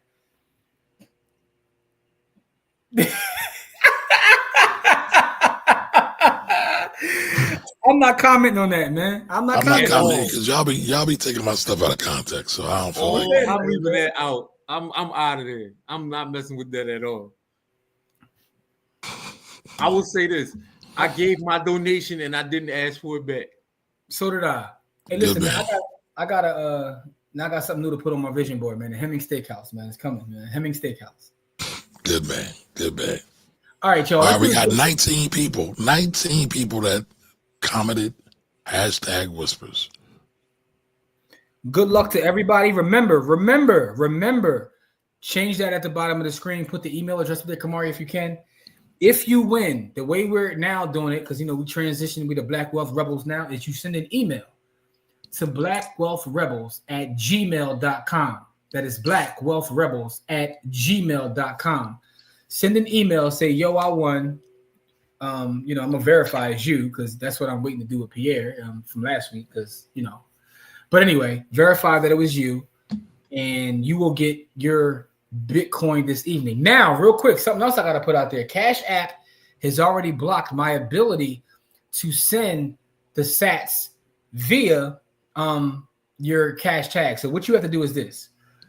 You go into your Cash App, right? When you send the email, go into your Cash App, click Bitcoin. Matter of fact, I'm going to walk through and tell you the exact steps to do so you can get paid right away. All right, you go into your Cash App, go to the bottom left where you see your money, click the money. You click Bitcoin, right? It'll say buy, sell, and then it'll have another little button there that has the up arrow and a down arrow. Hit the up arrow and down arrow. That's how you receive. Hit receive. It's going to give you a QR code like this, right? When you get the QR code, tap the QR code. It'll say Bitcoin Network or it'll say Lightning Network. I want to send it via the Lightning Network. And the reason I want to send it via the Lightning Network is because it's fast. It gets to you in 2 seconds. It's cheap. And if you don't understand how the Lightning Network works, watch the latest episodes of Stack Sats or Die Trying because I break down the Lightning Network. But that's how you do it. Grab your Lightning Network, hit the copy button, send that to me. You'll get paid ASAP. And if you have any questions again about how to do that, put it in the email. I don't know how to do this. I don't know what I'm doing. I'm slow. Whatever you say. Hey, Jimmy, let's do a live demonstration. Just send me a whole Bitcoin through Cash App and I'll send it I back. won't do that. Steve, I wouldn't be able to do that anyway, though, because any full Bitcoin I have is on cold storage. That's if I had any full Bitcoins because I lost them all in a boating accident. Steve got the Strike app and Cash App. So, Steve, if you got Strike, right, and you win, Strike makes it even easier. It'll be whatever your Strike name is at strike.me. You can send me that as well. So if you use Strike, for those that use Strike, and if you don't use Strike, watch the latest episode of Stack Sats or Die Trying, right? In the actual thing, it shows you how to set up a Strike account. Strike to me is one of the best Lightning platforms there is. So Steve, you go to Strike, you can get your email address. They put it in the email form. But I digress. Bottom line is, let's get it popping. Let's do this giveaway. If you win, you need help, hit me up. I'm going to help you anyway because that's what we're here for in 2025. You know what I'm saying? Look at Kamari trying to steal the show. He trying to throw us, trying to make us Vernon Maxwell, man, while he be Jordan over there. Yeah, I don't want to be Jordan. I'll be Scotty any day. Everybody Listen, we got a homie that says ain't nobody here to see you, Otis, because they wanted to be. Ain't nobody coming to see you, Otis. But they wanted to be, what is his name? David Ruffin. David Ruffin, thank you. He wanted to be David Ruffin. But I think Otis was the glue. Otis was the most valuable part. Look, so Jamil says James Hemmings actually came up with French fries, whipped cream, ice cream, creme brulee, and wait a minute, creme brulee is for a black man? I gotta do some further research on this James Hemmings. James Hemmings was that guy. My fat boy status is in trouble. All right, so real quick, before we get to the giveaway, just want to thank everybody that gave a super chat. Listen, as Jimmy always says, we put this money right back out in the streets. So thank you to Brandon, thank you to Cedric, thank you to Dina, and thank you to JT Coins. I think JT won a couple of times too. So his return on investment is up there. Crazy. Listen, man. Let's get it. Good luck to everybody. Remember, hey, 21 entries. That's dope. That's 21 million, 21 entries. 20, okay. 20 Rollins in your face. There you go. You're dividing everything by 21. There you go. 21. That's it. All right. And by the way, Lorraine, I need my props. I got it right today, right? I need my props. All right. So we are going to spin the wheel. We're going to spin the wheel. Good luck, everybody. And the winner is my man. And the winner is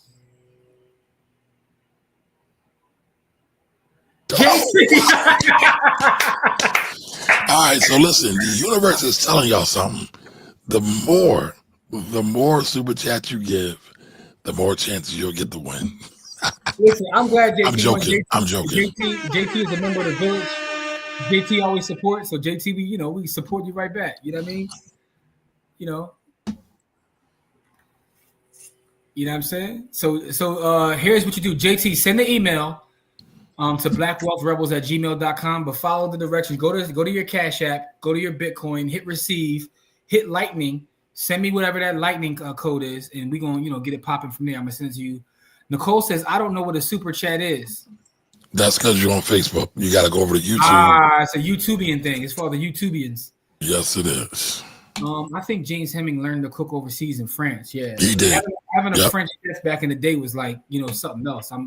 I've been stuck in studying the Gilded Age, and back in the Gilded Age, if you had a French chef, he was that dude. Listen, you was next level. All right, Lorraine, thank you. Thank you for giving me my props. Appreciate you. Listen, I follow instructions. I follow well. So JT got his first. This is actually JT's first time winning. I don't know what that is. Those are emojis that can't be shown. Yeah. But it's appreciated. So JT, congratulations. JT, shoot the message. We're gonna take care of you ASAP. Rocky.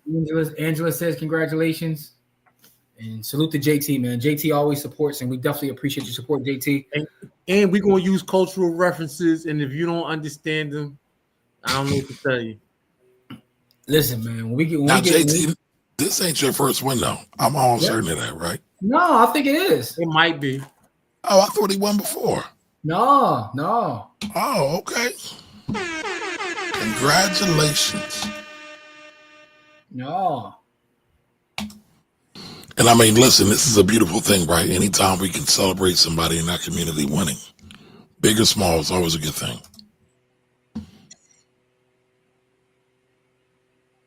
Yeah, he took his side piece. He took a side piece on trips. I love that. He's tithing to the community.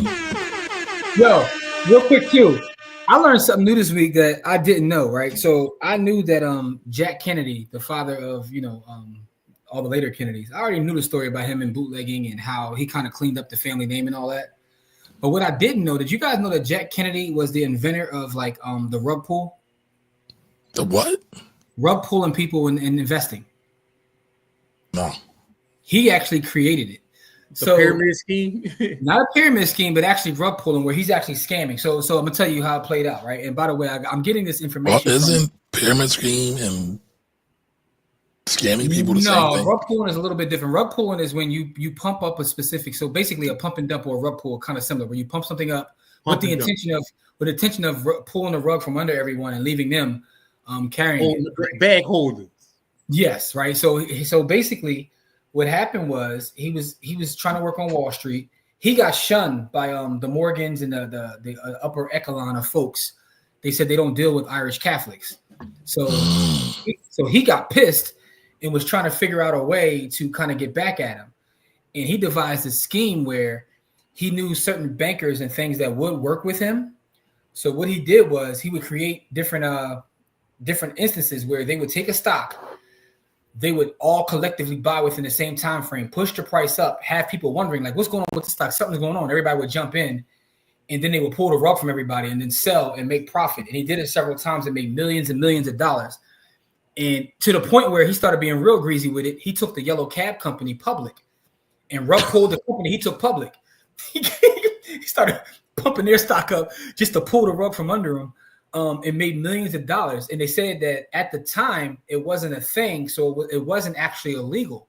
But morally, it was crazy. And they said they found like writings and things that he knew it was legally crazy because he told his compadres, yo, we got to do this as much as possible because when people catch wind of what we're doing, they're going to change the law, which he was right about.